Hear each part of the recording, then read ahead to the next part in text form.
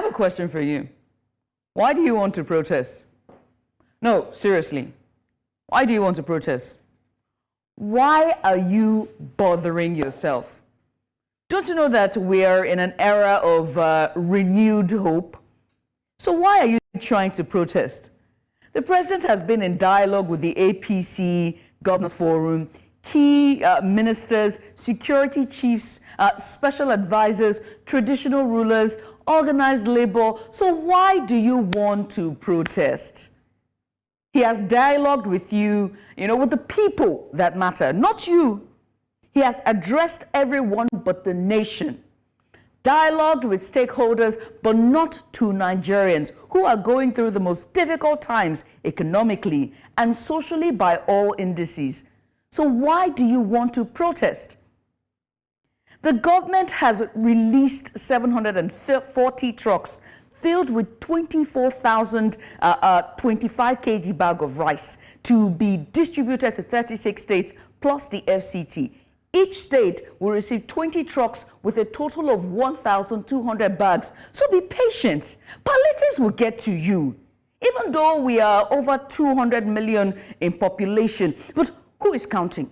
It will get to you. So why protest? Okay, see now, the federal government has also said it has restarted the direct cash transfer scheme with 600,000 homes already received cash. So why protest? Just be patient. It will be your turn soon. Even though your household may be number 1 million, who's counting? Please be patient. And I know you are going to say, Judith, now, price of food is high. Cost of living is killing us. Price of fuel is a different story. We're even buying from black market at exorbitant price. Healthcare is another story. Price of drugs is at an all-time high. Insecurity has peaked. Business is slow. Businesses are shutting down. Unemployment is high. No power. No light. What can we do? And to that I will say, won't there be no light? Yes now. Don't you know the distribution companies are trying to help you? You say there are no jobs, Abi? So go out to the streets and look for work. Why are you going outside to protest? We are a youthful population. Why are you at home watching reality TV? You should be out working like the generations before you. Get a farm. Boost the economy and nation's agriculture so there is more. So, come on. Since there is no food, the price of food has skyrocketed, Abi. Go and farm. What do you mean you work online or remotely? Online. Abi, I should call EFCC. Remotely call. TV remote name. Go out and look for a job. Stop talking about power. Contribute your quota to nation building. Look at myself and Mazino. We're doing our best to contribute to the nation building. We're doing our quota. Abi, is that not so, Mazino? Sorry, did you... Am I included in this? Are you not nation building? Be careful whose name you call, though. Look, there are other Nigerians who are doing their part in the nation, when it comes to nation building. And to that, you know who I'm talking about. Go Team Nigeria! As we are flying our flag eagle high or flying our eagles high, please do well and come back, Come back complete. We don't want to hear someone is missing or any other stories. As you left, please come back. Also, if you're learning anything there, let it be French. Okay? Don't go and learn their style of protest. Have you heard me? Have you heard me? Merci beaucoup. Thank you. And finally, in the words of the legendary Fela Anikulapo Kuti, let's start what we have come into the room to do. A 1, a 2, a 3. Welcome to Breakfast Xtra.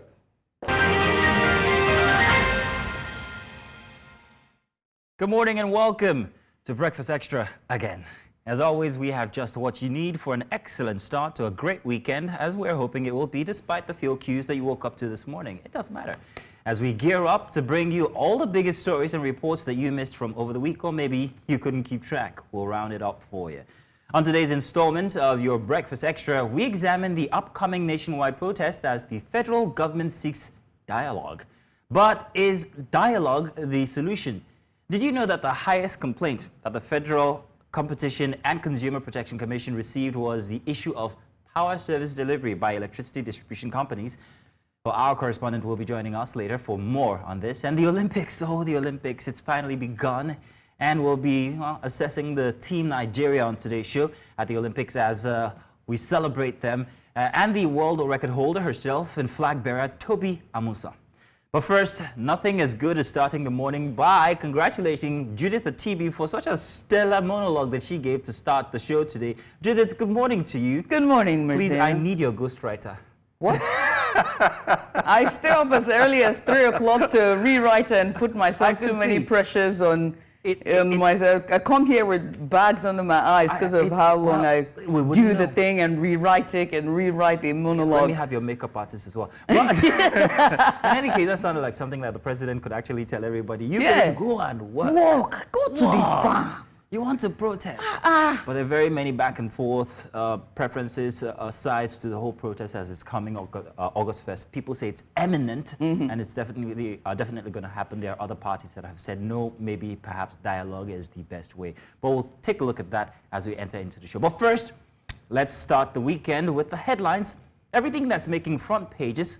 Let's kickstart your morning, grab your beverage or whatever it is that wakes you up, Judith, and let's begin. All right, we're going to get started, shall we? Our very first headline for today. Let's see the first one that comes up on our screen for the dailies for this morning. And the first one that comes at us is for the Saturday Independence. We're going to pull that up for you on the screen just about now as he pulls up for the very first dailies for today. We're going to start it off with the Saturday Independent. Like I said, the very first big one that jumps at you is Nigeria's Independent. Let me help you. Sure. All right. Nigeria's religious industry worth may exceed 500 trillion naira by 2024, growing on gains by kleptocratic leading class. What a word to use start of the morning.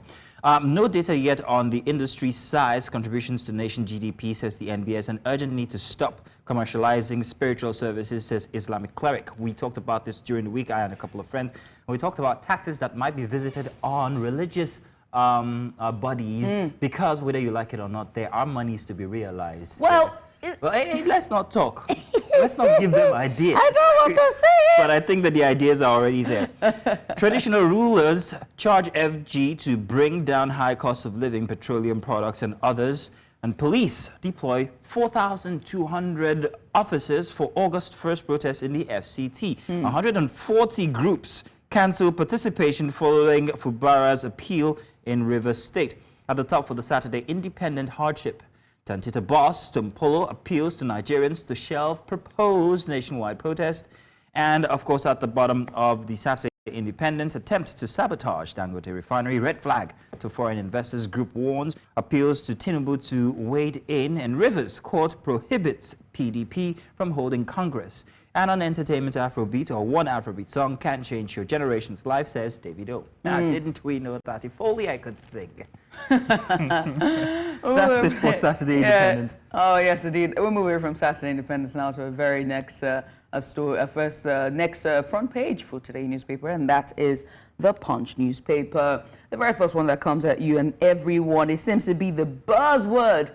Protest, hardship protest. Organizers dare federal government insist on August rallies. Nobody in the world can stop us, says Northern Group. IG claims foreign infiltration. Youths accuse DSS of freezing account. Shelf your demonstration. Tantita boss Tompolo begs organizers. You can find that story on page 4. When you go to the top there, few cues resurface Abuja, Ogun. Others as minister begs for calm. That story is on page 8 of the Saturday Punch. Why we disguise as Alphas pastors to seek spiritual protection.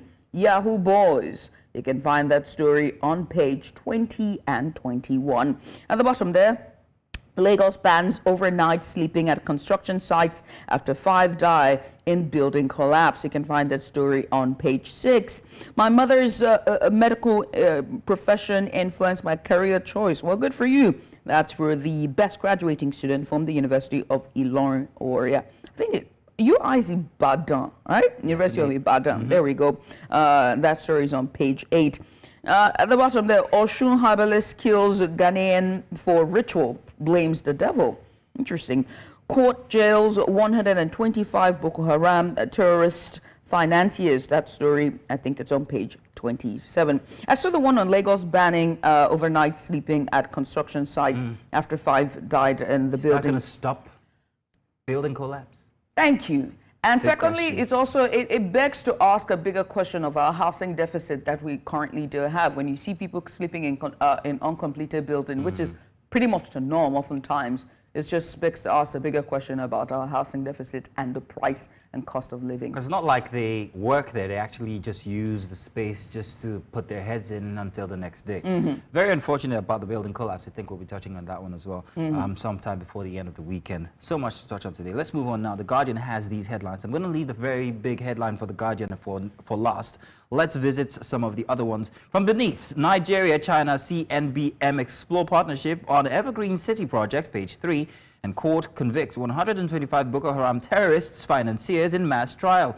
Same page 3. At the top, Tompolo implores Nigerians to shelve proposed nationwide protests and how uncertainty strikes undermine Nigeria's educational system, Professor Olayinka says. Now, the big headline for The Guardian this morning with the picture of the mother and child, they're very interesting. Why new babies' access to exclusive breastfeeding remains poor. I don't know if you noticed anything about that headline there, but somebody might be losing their job because of the word breastfeeding wasn't spelled correctly. Unfortunately, or did I get that wrong? Is there a different spelling for breastfeeding? There's no T in there somewhere in the middle. Somebody must have skipped the T. Yeah, I see it. Unfortunately, Guardian, but we got you. It's human error. It happens. It happens. The fact that it's on the front page and it's in yellow font. And it's so big. Me. It's just it's the big headline. It's the very first thing you're supposed to read. I have a feeling the person has astigmatism. No, okay. Don't let them lose their job. No, I see glasses now. We'll move away from the Guardian, the Weekend Guardian, to our next front page paper, and it's the Vanguard paper. And the very first one that comes at you there, oil subsidy mafia fighting Dangote.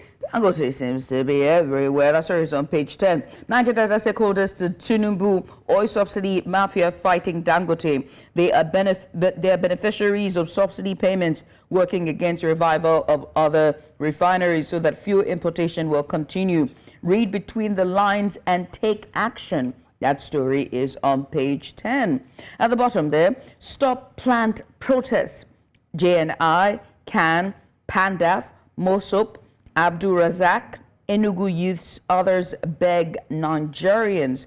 Say protest not solution to problems. We're not for protests. Our businesses will be targets. And that's the Igbos in Lagos. Tinubu making efforts to change things. Tompolo, you can find that story on page 6 and page 4. At the top there, corruption. How Buhari's men stopped investigation of billion-dollar fraud cases. That story, that is from Obala. You can find that story on page 25. 2024 Olympics, Nigeria begins medal chase. That story is on page 16. On health, sweet drinks raise bowel cancer risk in young adults. Single blood test may predict over 60 diseases. That story is on page 15. Sweet drinks, huh? Well, I should look at you, Mazino. Yeah, well, I quit sweet drinks 2 weeks ago. It's a short time, but it's a start. Meanwhile, in his 40s, he's been drinking sweet drinks. Hey, but come on, it's a start. 2 weeks ago is not a bad time to start quitting sweet drinks, and I implore everybody else out there, if you're my age or younger, do try and that could help your health, as you can see already. By the way, did you catch the opening ceremony for the parts of it. Yeah, I spent too much. I just dropped my laptop and was like, yeah, we noticed when the scripts came in at 2 a.m. in the morning. Moving on to the Nation newspaper for a Saturday this morning, IGP foreign mercenaries involved in planned protests. Shatima, this isn't time to protest but solve problems. Traditional rulers can, others ask organizers to pursue dialogue. Tompolo protests will cause more harm than good, and more states, CSO's youth group back out of action. At the top, LG and autonomy Chairman councillors who embezzle funds risk jail, says the AGF. And Rivers crisis, court stops PDP Damagum from conducting Congress. Aduni Ade here for entertainment. My battles with rejection. And divorced Miss South Africa contestant under fire over Nigerian roots. And at the very bottom, porn betting sites recorded 162 million Nigerian visitors in June, say reports. Here's the Nigerian federal government thinking, how can we tax porn and betting now? Sorry, don't give them ideas, they say. What next do we have, Judith? A moment from the nation now to our next front page. And this time, let's see what's pulling up on. Well, that's all. I've been giving the cue that is all of the pages that we can take for today. But that's all of our front pages that we can take on Saturday edition of Breakfast Extra. But we hope that you stay for the rest of the broadcast, because coming up, as a planned protest, mass protest is days away, is dialogue enough to allay the hardship of Nigerians? We'll discuss this and more after the break. Join us again.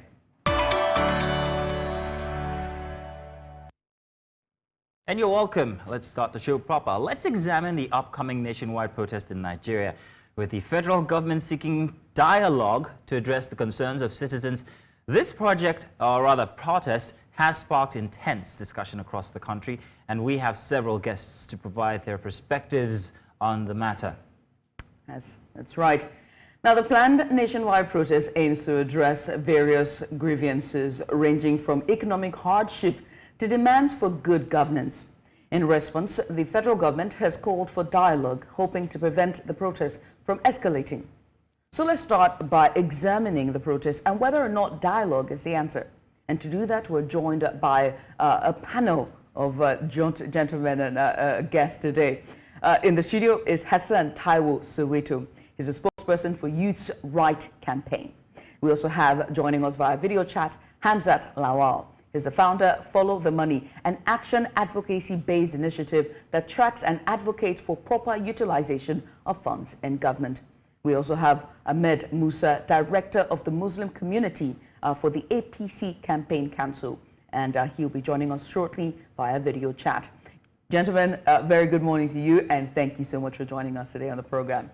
Thank you very much, gentlemen. Thank you, everybody out there. Now, who are we starting with, Judith? Of course, Soweto. Soweto, let me start with you by saying that the youth are at the forefront of this, right? We are a very youthful population. Yeah. So what are the primary demands from the youth, and how do you see the government's call for dialogue addressing these issues? Do you think that their call for dialogue to address this demand is the way forward? Well, let me start by itemizing what I think are the key issues that has provoked this protest. The first thing is that you have a condition of hunger and hardship across the country, something which was provoked by the policies of this government, the neoliberal and anti-poor capitalist policies of removing fuel subsidy, of increasing fuel price, electricity price, and of course, of subjecting, the income of all Nigerians to a serious devaluation. All of this has created hardship. We have had, in the last 12 months, over 20 Nigerians who have died at different centers where grains or other reliefs were being distributed. The most atrocious was about 2 or 3 months ago at the National State University in Kefi, where about 2 female students were trampled to death. These are the issues. So that the demands, first and foremost, is that all of those policies since May 29, 2023 must be reversed. Fuel price must go back to pre-May 29 level. Electricity tariff must go back to pre-May 29, 2023 level. And of course, there must be an action on food prices, on the inflation. And we also want proper funding of education. Government, instead of providing more funds to education, has decided to give out loans that is going to subject Nigerian youth to a lifelong indebtedness.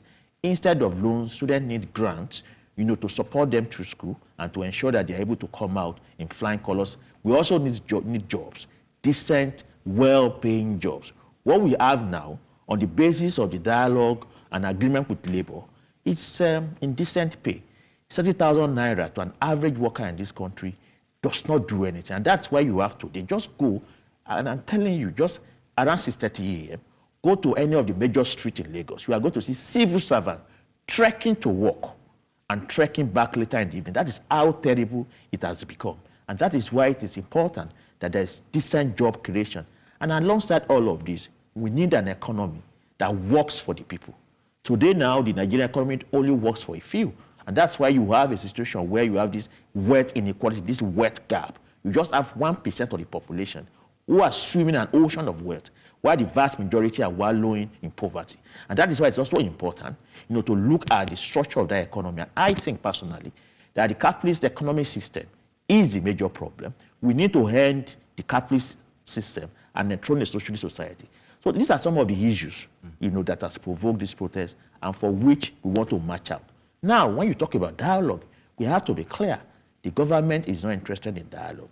What we have today, right, is more or less a replication of what happened in the first few weeks of the protests in Kenya, where Ruto was given the impression that he wants to dialogue, while at the same time intimidating protesters and killing protesters. Because how can you say you want to dialogue and every day you are doing everything to castigate, to disparage protesters? You are saying, you are putting words in our mouth. The IG of police actually need to be reprimanded because he needs to tell Nigerians where at any of the fora of this protest organizing, it's been said that we want to destroy properties or we want to cause violence.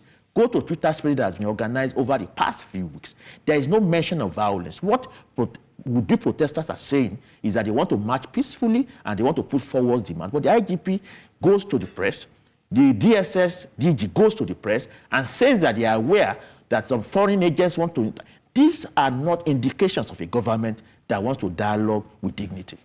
Soweto, you raised a couple of points. I'm going to come back to you on those ones. You talked about the different fora and different bodies that are advocating for a protest. You also talked about the government's body language, things that haven't been said, and much more. I will come back to you on that one. But first, Mr. Ahmed Musa, if you're there, I'd like to ask you this very important question. The government now has called for dialogue, just as Soweto has noted.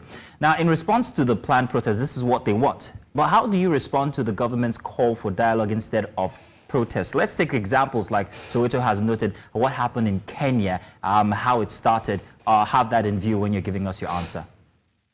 Mr. Ahmed. Thank you for having me. Good morning, my sister and brother on the show. Well, it's important that people, Nigerians, who are asking for a peaceful protest be allowed to exercise their civic responsibility and their civic right as a country, as members of Nigerians. But we should also put on note that we know in recent time Nigerians will take laws into their hands by using protest as against of destroying properties of Nigerians who labored so much to put these things in place. Like we have seen various protests where ShopRites will be vandalized, filling stations will be burnt down, people, amenities, social amenities, even government things will be brutalized.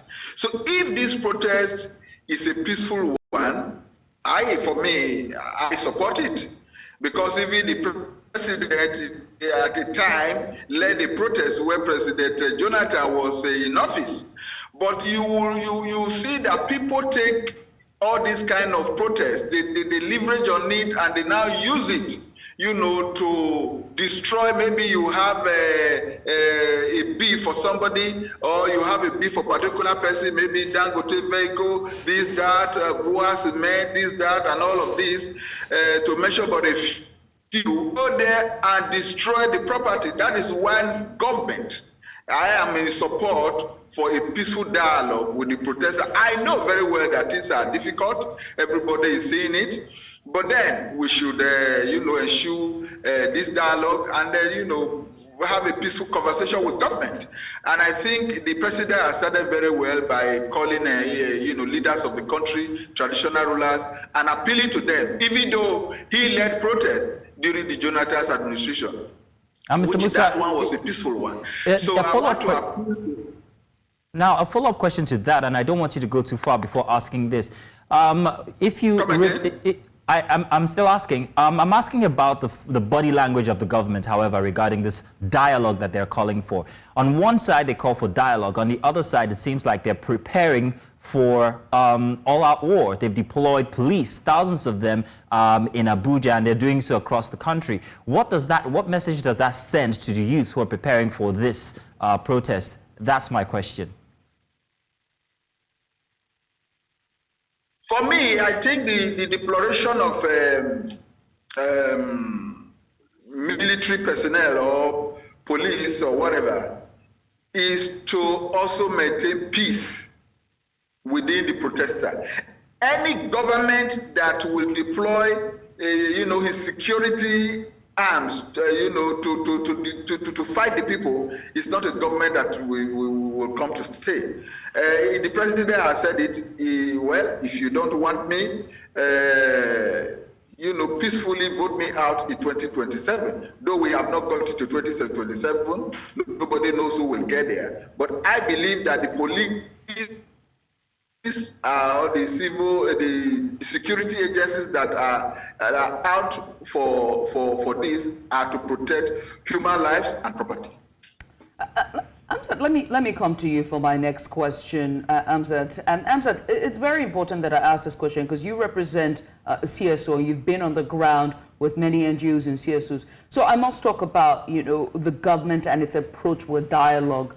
And more specifically, the steps that they are taking. What steps do you think the government should take to ensure that this dialogue that they're having is not only just constructive, but addresses the key concerns of the protest? Because it doesn't look like they're talking to the protesters or even addressing the nation. It seems they're just talking to government officials, security chiefs and ministers and traditional rulers, but not to Nigerians.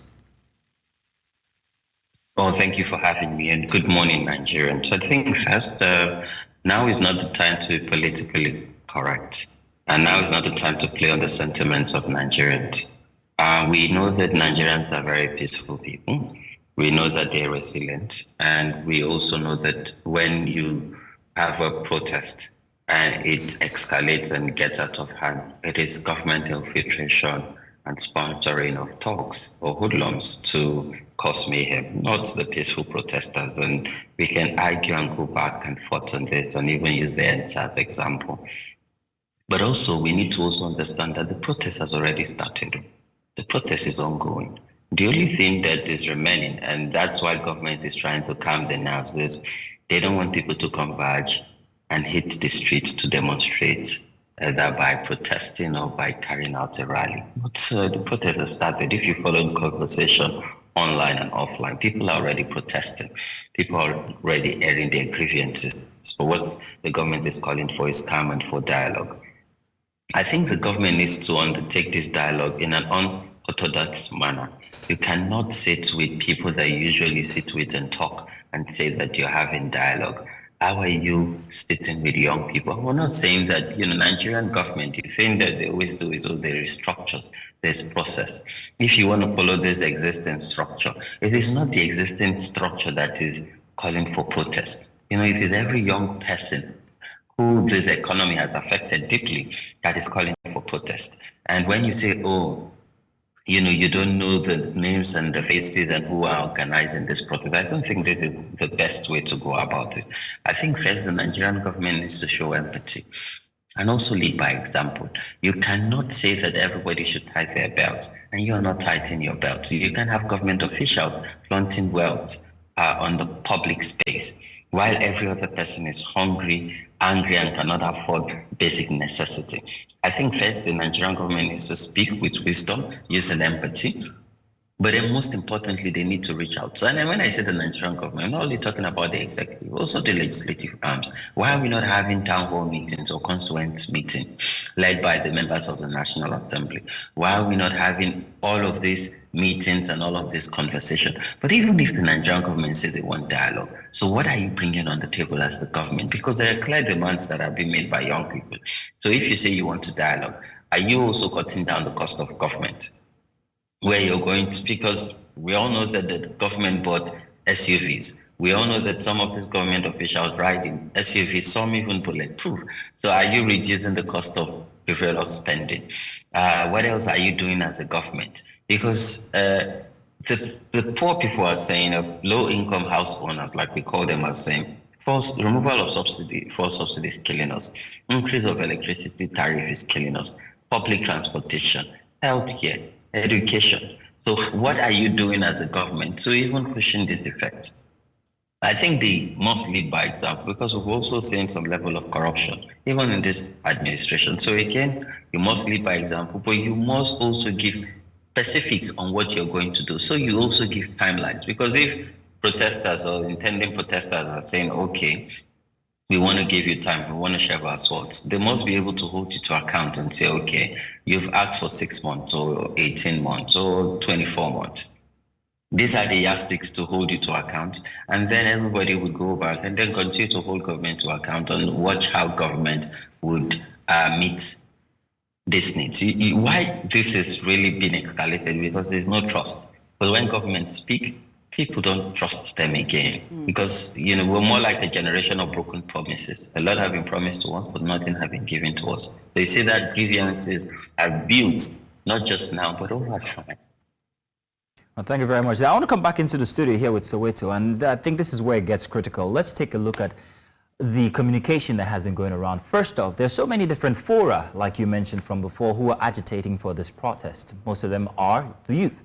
However, do they have leaders? One, maybe a couple of them, but the mass protest itself does not seem to have one specific leader.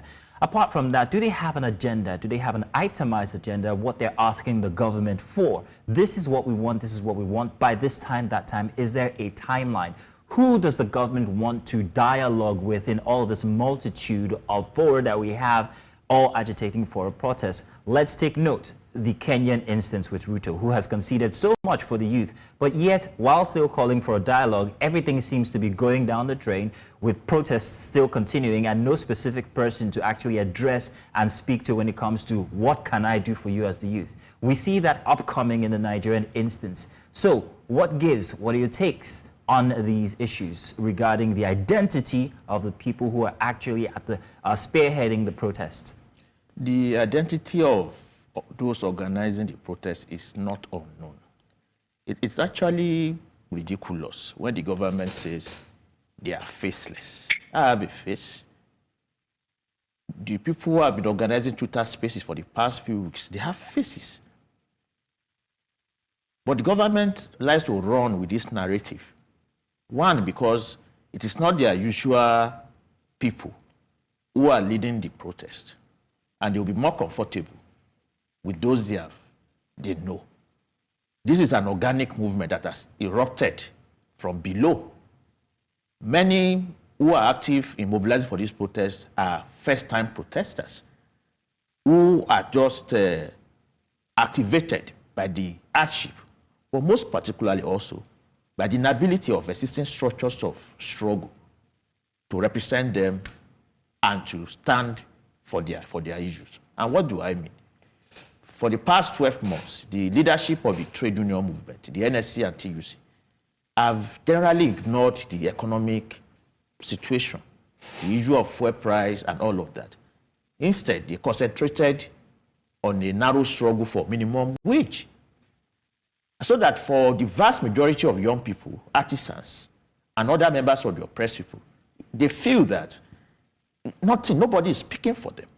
So that what is happening now is the people, the unheard voices, now coming out of the woodworks to say we have to speak for ourselves. And that is exactly why the protest is important. Because if the government wants to have a dialogue, you need to allow the protest to take place. For those who are active in this protest, who are promoting this protest, to come out, to express themselves, and to put forward their demands. It is at that point that the question of representation and dialogue can therefore be possible. Because there are many groups that are involved. Nobody can speak for the entire movement. But it's a large group. It's a very big group. Yes. I'm going to go somewhere with this. Yeah. It's a very big group that means a tangible amount, a percentage of Nigerians. Where were they when it was election time, when it was the run-up to elections, where were they as a representation? Who was representing them inside of the elections? Who was the one person that said, I am for the youth. If I get these votes, I can speak for the youth. Was there an election in this country? By virtue of what we know by democracy, because as Africans, we must try and live up to the highest standard of humanity. So that I'm not even saying that what happens in the US and co is a standard. But as Africans, democracy has always been part and parcel of us historically. That election and the elections that have been holding in this country for the past 20 years, can they be regarded as elections? And that is why the last election had a record abstention rate. Because many people did not feel represented, one, by the major candidates and their programs. Interestingly, all the major presidential candidates in the last election promised to remove fuel subsidy. So what that means is that even if the person here today as president was not the person that won, we would still have had this struggle because we would still have had this agony. And that is why, for me, the solution to this problem is a systemic change. And that is what this movement is all about. So when it comes to the question of dialogue, and I need to make this point very clear, if the person who says he wants to dialogue with people does not even recognize the democratic right of those people to express their displeasure, to have a peaceful protest without any intimidation, then what kind of dialogue do we want to have? Because the first principle of dialogue is that people will sit at the table with the confidence that they can put forward their issues and they will be heard. But they have not put forward their issue, but the president says, I've heard you. That's somebody who is not ready to listen to you. Let's switch gears now to Musa. Musa, you are part of the ruling party, and we have you here because we understand that you're part of the ruling party. Now, with your earlier submission, you made comments. You said that it was important to maintain public order. That was what you said. You also made comments about, that a dialogue, that in spite of dialogue, you are here for the protest and you want a peaceful process, but also dialogue is important so that we can maintain public order. And so, to the part of you saying that you support a peaceful protest, the protesters have maintained that they want a peaceful protest. And so I have to ask you, how does the APC, and in this case the presidency, plan to ensure that any protest must be protected to remain peaceful? So that, what are the steps that they're taking so that it is not hijacked or prevent any potential violence from it being hijacked, as we saw during the #EndSARS protest? Remember, you said that protest is the right of every citizen.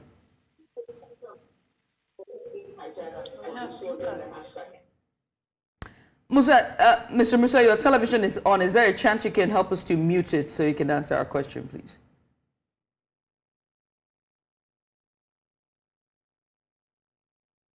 Perhaps maybe we move on to Hamzat Hamzat while gears now to Hamzat, because Mr. Musa, we're struggling to hear you there. Your audio seems to be struggling there. Hamzat, let me come to you. From your perspective, Mr. Musa, can you hear us? We cannot hear you. We're struggling. Musa, let me come to you. Hamzat, I beg your pardon. Let me come to you. From your perspective, if you want to address the last question, please go ahead to do so. But I would also like to ask about the key issues regarding the utilization of government funds. This seems to be an issue with Nigerians at large, which have fueled the call for this protest. How can dialogue ensure or help in ensuring transparency and accountability, whether it comes to following the money, I'm using that pun intended, as well as making sure that the needs and demands are met by the government? So it's the first is for government officials to stop living in bubble, because most time when they get into office, they're disconnected from the reality. So what is informing your budget? There is no needs assessment. There is no nomination from various constituents in this budget. So when you, in some cases, when you even look at government proposed expenditure, they want to build more schools where you already have schools. They want to provide more teachers where you already have teachers, and a lot of them now want to build bridges because, that's where you have big fat elephant project. But first is to talk to citizens and collect feedback from them, where you undertake needs assessment, and afterwards you undertake impact assessment. But I think first government needs to also do what I call proactive disclosure. you know? So you don't even have to wait for citizens to ask, but publish this information around income and expenditure so that citizens will now calculate the value on the ground, and so that you and I can also easily follow the money. But also, when government officials are found wanting, what do you do? So let's take the example of the Ministry of Humanitarian Affairs. You've suspended the minister, but nothing has been done. No investigation, no prosecution, no one puts behind bars. So the perception you're sending is you're actually protecting people who are corrupt, or you're actually complicit in corrupt practices. I know Connected Development have built a tool called the NomTrack tool, where we can shared with citizens to nominate. And then when the budget is passed, because in the 2024 budget, there's over 100 billion for constituency project.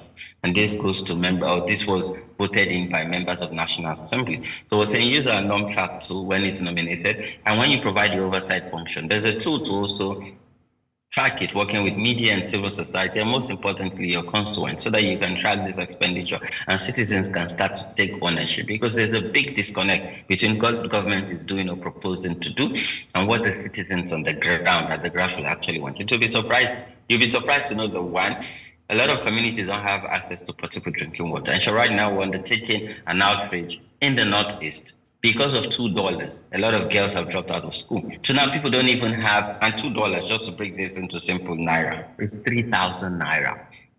In short, 2 days ago, my colleague broke down at the community, tearing up because she could not imagine, she could not process that because of 3,000 naira. A girl could not write her exams in senior secondary school. So just imagine, this is just one community in the Northeast. Not to talk of when you undertake a study across Nigeria. So even families that can send their girl child to school before now, they can no longer send their girl child to school. Now they have to prioritize the boys, because a lot of families still see girls as people who they're going to marry off, particularly in northern Nigeria, where I come from. I'm wondering if Mr. Musa is back with us now, because I was expecting a response to the question. We don't have Mr. Musa back, unfortunately, so I'm going to come back to you, Mr. Soweto. Let's talk about the youth once again, and the fact that the IG has called for the youth to present your demands from whatever fora. And the process, like you noted, you said that the president has already said, I've heard you, to a non-existent claim from the youth who have not actually expressed themselves. But the IG has said, present your demands. First of all, who's going to present that demand as a representative of the youth? And have they even done so at all? Process. Have the youth followed that process? Now, I'm only playing devil's advocate here and would like to know. Well, yesterday, Ebunade Gboruwa, Senior Advocate of Nigeria, already wrote a letter to the IG informing and giving notice of the process. And I'm also aware that another lawyer in EBFM has done the same on behalf of the entire movement. So from that point of view, I mean, it should be said that the security agencies have been well informed of the protest, as well as the issues for which the protest, has been called. What needs to be done now is for the security agencies to do their job, because it's not the job of the IG anyway to ask protesters to present their demand. It's not an elected official. Who do you expect it to have been? His job is to provide security. If you want to do a rally, if you want to do a party, if you want to do any event that would disrupt the flow of traffic and all of that, the police are to go there and ensure that things goes well. It is not their own job to ask for why you are doing this or that you present your demands. And that is why the IG needs to be called out, to do that. Because on June 12th protest, there were roles that the police played, which was intended to disrupt the protest. They should know that, and I think Nigerians should know that no protest ever starts, as a non-peaceful protest. Usually, protest becomes riot when the police go there and they begin to fire tear gas or live rounds indiscriminately. When people are shot, then of course, tension will rise and things can then go berserk. The police therefore have a big responsibility not to act in that way. And if they don't, like we saw on June 12 protest, if they caution themselves, then the protest will take place and nothing all right would happen. Because what we are interested in really is not chaos. It's for our demands to be heard. And that is the intention, of this movement. Now, on the question of dialogue, and I'll keep saying this, the character of this protest is an organic movement that's erupted from below. The question of dialogue, the question of representation. They tell them to buff, you know. Would be worked out in the process of the movement itself developing. Right now, nobody that is called to Alausa or called to Aso Rock can speak for the entirety of the movement. But you remember that when ENSA started occurring, when it started unfolding, there were representations, there were demands presented, and there was interaction, between protesters and the government. That is also why it's going to be, in this current situation. So what government therefore needs to do is to also prepare themselves to be able to receive protesters at the different states where protests will take place, to receive those demands and begin to act on them. Now, Musa, I understand you're back now. Musa, very quickly, because we're pressed for time. You mentioned earlier the importance of maintaining public order. And you also said that, protest is the fundamental human right of every citizen, and it's important, and you support that. But to maintain public order, how does the APC, and by extension the presidency and the federal government, intend to protect the rights of the citizens by making sure that the protest is not hijacked and they protect the citizens as they go out to exercise their rights? Thank you very much. I said earlier that the federal government, I don't work under the federal government. I'm not on their payroll, but I have to speak on the view of what Mr. President is doing currently by holding meetings with service chiefs to ensure that there is peaceful protest. And for me, we should protest, but protest in a manner that people will not take advantage of the protest to disrupt the properties and lives of people. So if I tell you, oh, I don't feel what Nigerians are feeling, then I am not on the part of justice. The president is doing everything humanly possible to ensure that the service chiefs do the needful, protect the protesters, protect them, so that they can carry out genuine protest. Not people going to protest. At the end of the day, you see them using opportunity to do things that are indifferently to what the real people that want to do the protest want to do. For me, let us, support whatever Nigerians are doing. I encourage the federal government to support the protest, but ensure that it is not taken out of hand. Because in recent times of we apologize, but we have run out of time and we'll have to end it here, this conversation. But thank you very much for your contributions. Unfortunately, we had that issue with you from earlier. But we will continue this conversation, and this is to our viewers out there now tomorrow. So if you still want to, you can join us then. Thank you very much to our guests who we've had today, Ahmed Musa, Mr. Hamzat, and of course, Mrs. Soweto, who is inside of the studio here with us. We're going to be giving you a look at what Nigerians think about the imminent protest coming up August 1st inside of Perspectives after this break.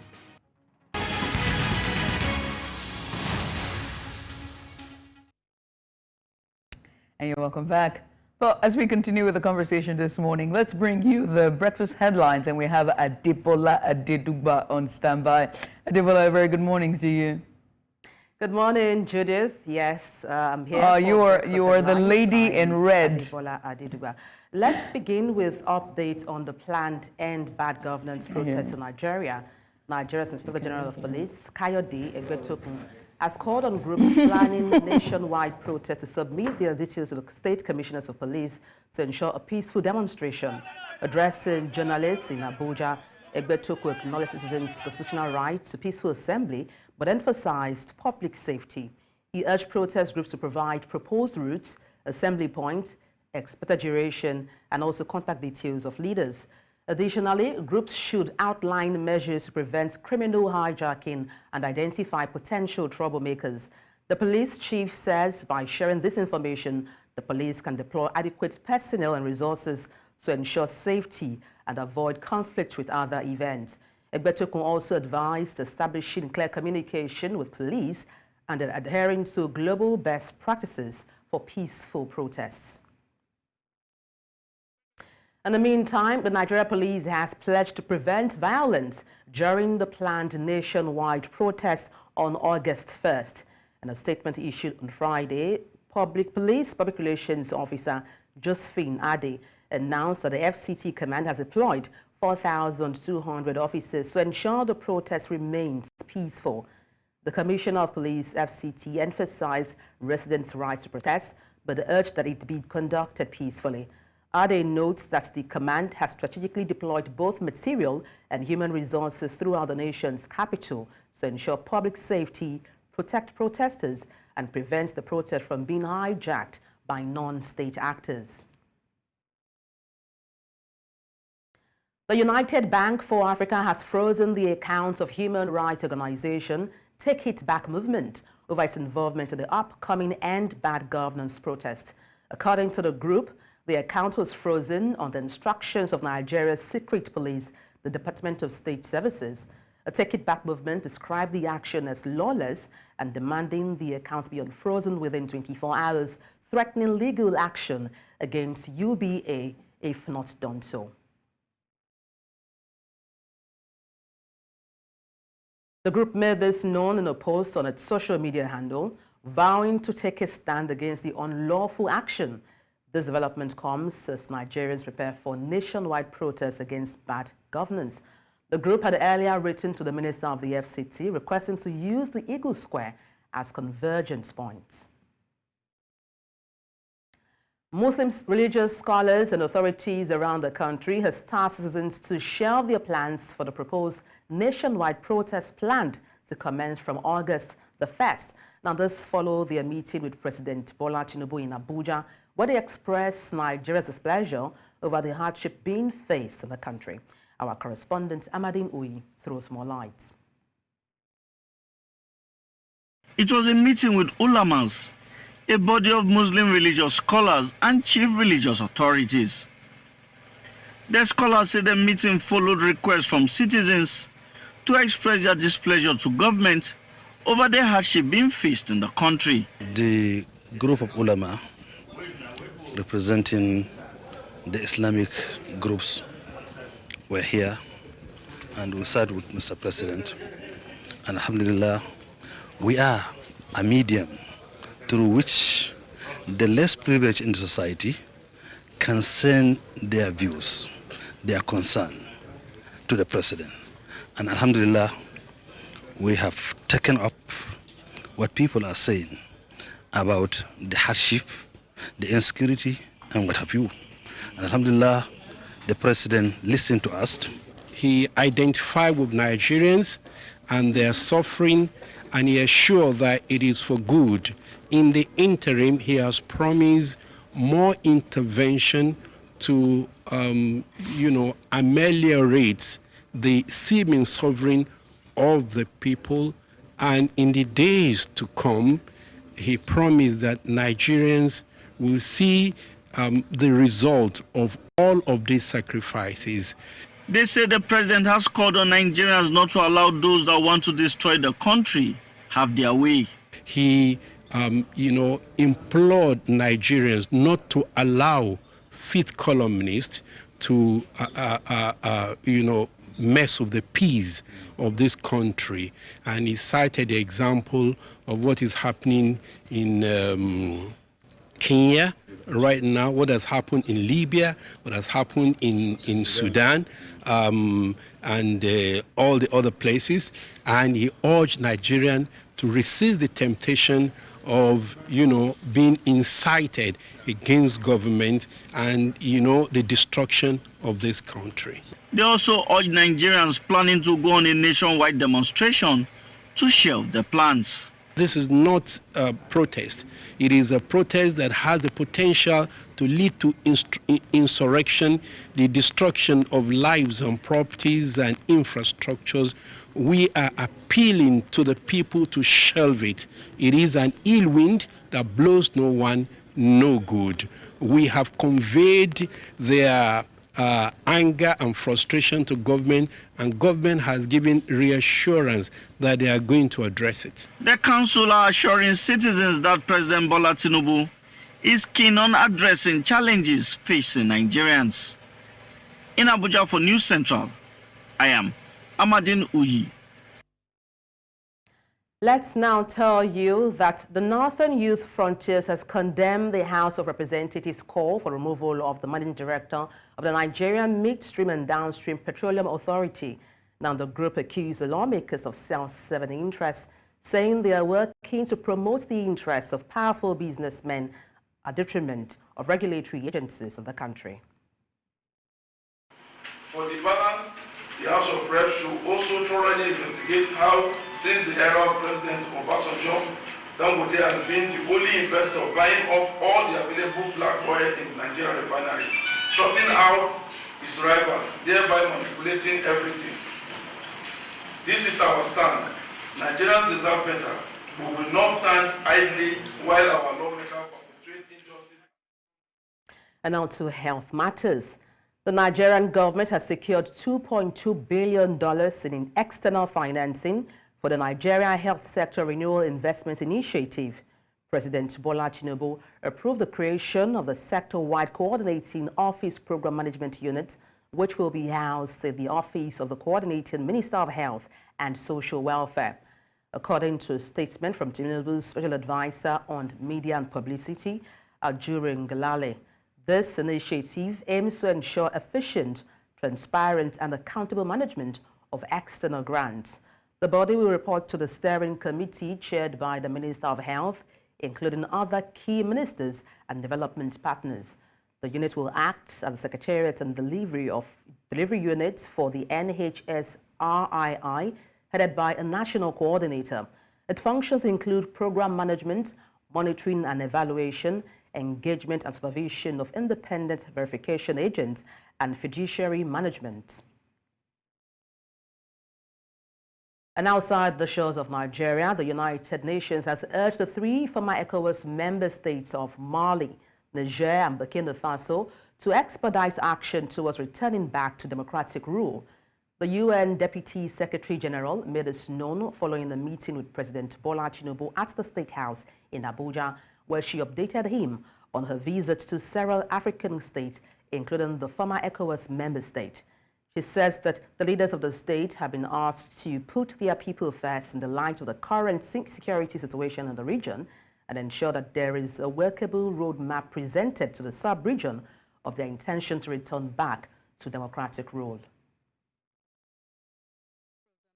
A crisis, they have unconstitutional changes, and what they must do is to come back to a transition and a process to democracy. On the other hand, they have to look also at the development paradigm for their people. There is terrorism, but there's also a need to look at jobs, food security, energy. All those also have to continue. Now, if they can display a roadmap that gives everyone some confidence that there is a return to democratic rule, then they will find the support. I believe that in ECOWAS we are a family. Regional integration is at the heart of it. It is what these countries have said. And the proposal by ECOWAS in its last meeting to have President Faye of Senegal and President Faure of Togo to continue that dialogue and engagement is a good one. And that's all on Breakfast Headlines. I am Adebola Adedwa. It's back to Mazino. Well, thank you very much, Adebola. Let's not forget Judith. She's also here, lady in red there for you with the news. Thank you very much. Now, coming up, we take a look at our Weekend Warrior position for this week, and you'll never guess who we have on it. Well, it's something that goes with the times that we find ourselves as the Olympics kicked off only just yesterday, but you'll get to find out after the break.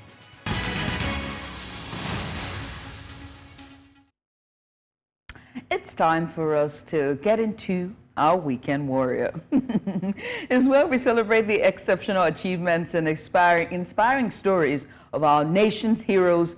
And today we're shining the spotlight on a true national treasure. It's none other than Tobi Amusan, the Nigeria's flag bearer at the Olympics. Now, Tobi Amusan is a name synonymous with speed, resilience, and excellence, just like myself. Born on April 23rd, 1997, in Ijebu-Ode, Ogun State, Tobi's journey to becoming Nigeria's flag bearer at the Olympics is a testament to her dedication and unwavering spirit. Wow, just like yourself, speed. Now let's take that out. Back to Musa now. In 2022, Toby made history by becoming the first Nigerian to win a world championship gold in the 100 meters hurdles, setting a new world record in process. Now, her dedication and hard work have inspired millions, both in Nigeria and also around the world. Her journey has been filled with challenges, but Toby's determination has always prevailed.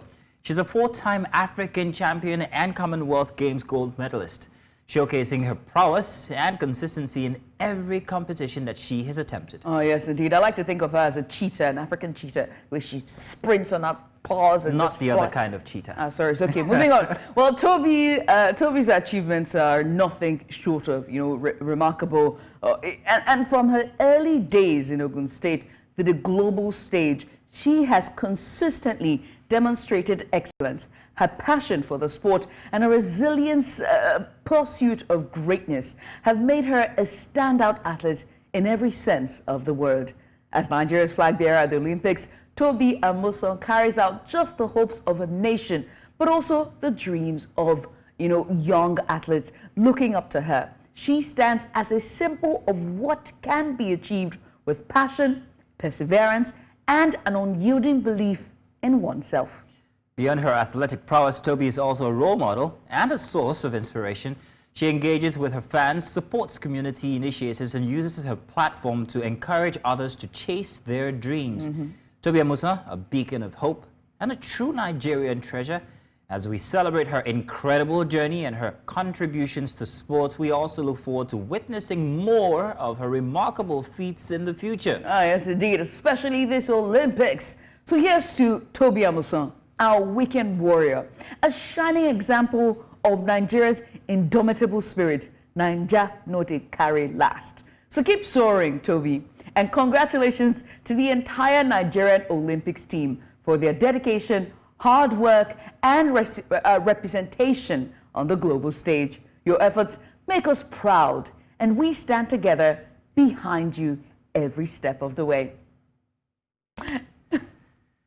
Well, thank you very much for joining us on this special segment for Weekend Warrior. Toby Amusa, congratulations. We'll be back here in Nigeria waiting to see exactly what happens inside of the Olympics. And talking about the Olympics, that's what we're talking about next for our big story. As the celebrations for yesterday started with the opening ceremony, Nigerians and indeed the world, we are yet to see what exactly is going to come off of the 2024 Olympics.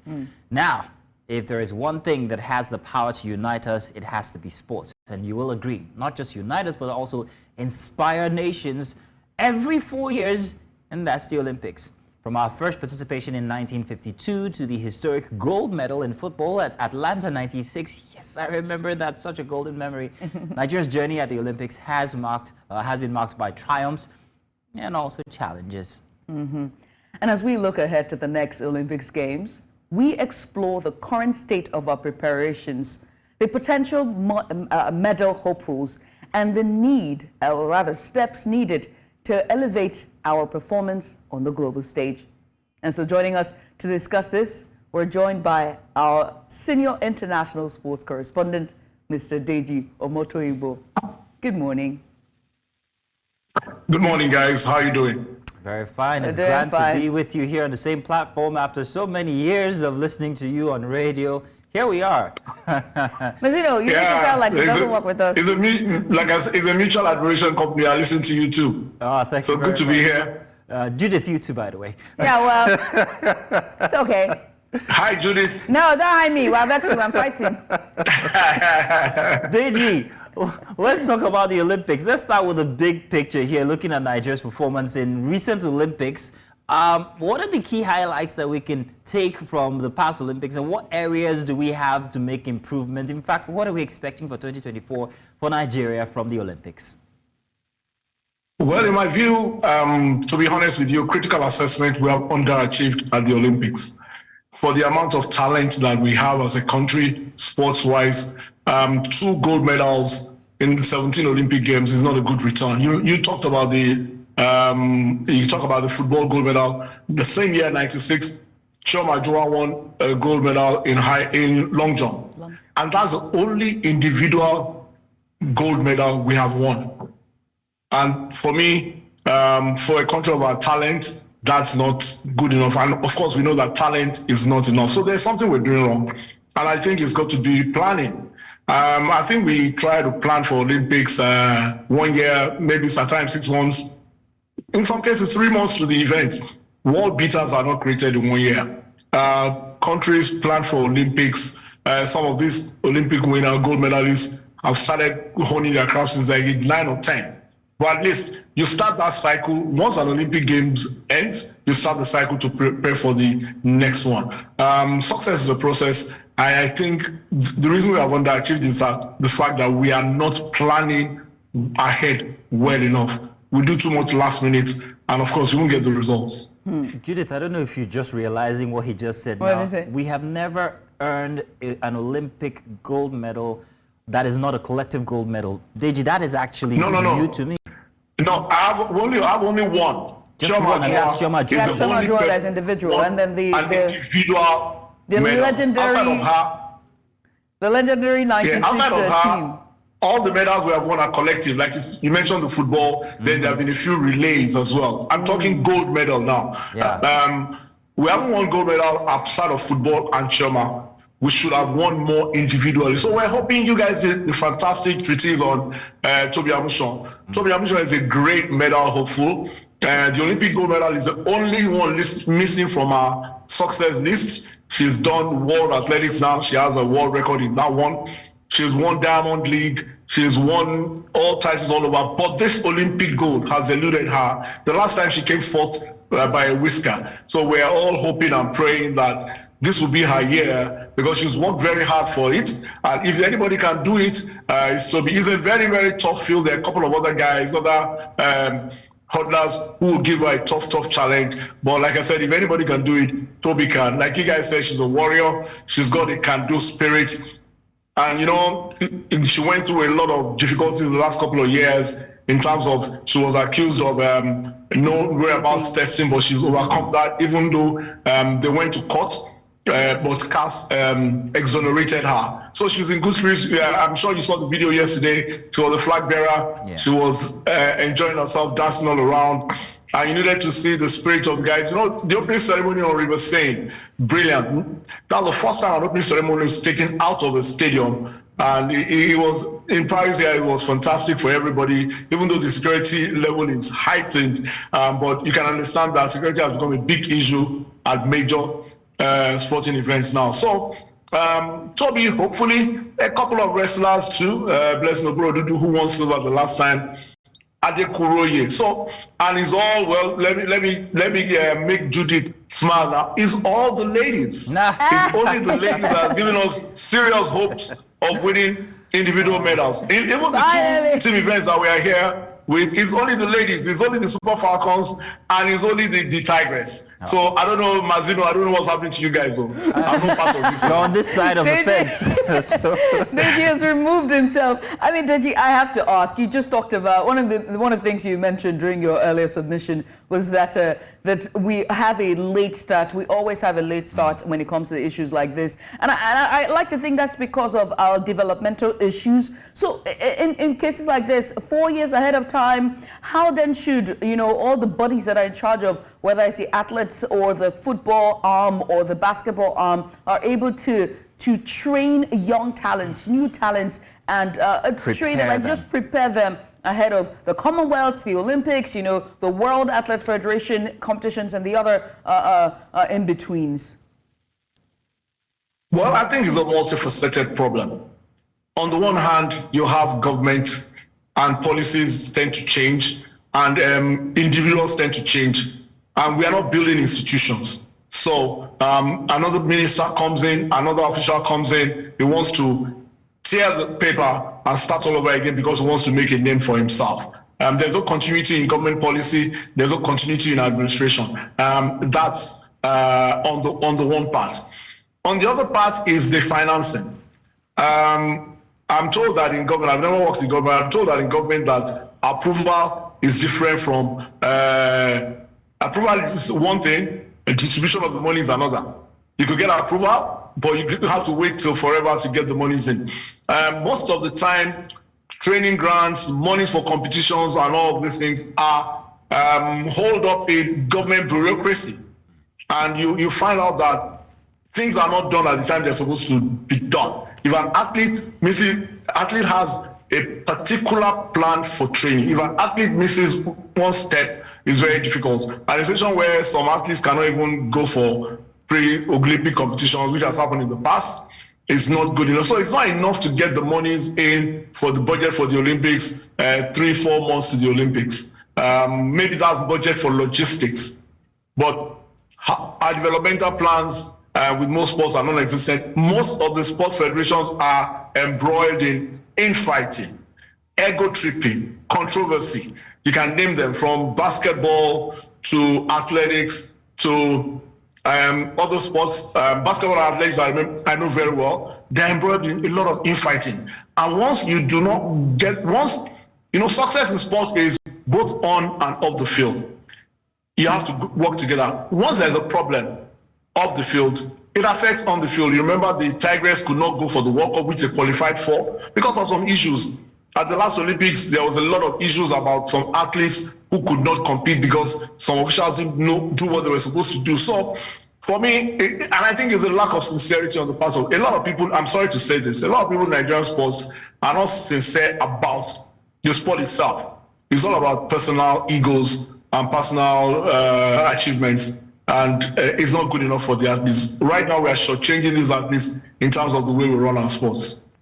So did you talk about planning? I want to focus on collaborations between the sports federations. There doesn't seem to be any collaboration at all. This must be overwhelming for the sports and youth minister himself. There's also one other issue, which is something that you contributed to. Many years of being on radio and talking just about football, Digi. That's what you did. There is so much focus on football that other sports suffer. Some of our athletes have had to, and have told tales of how they had to put themselves through trainings just to prepare for competitions and without the help of any federation at all. No sponsorship, nothing.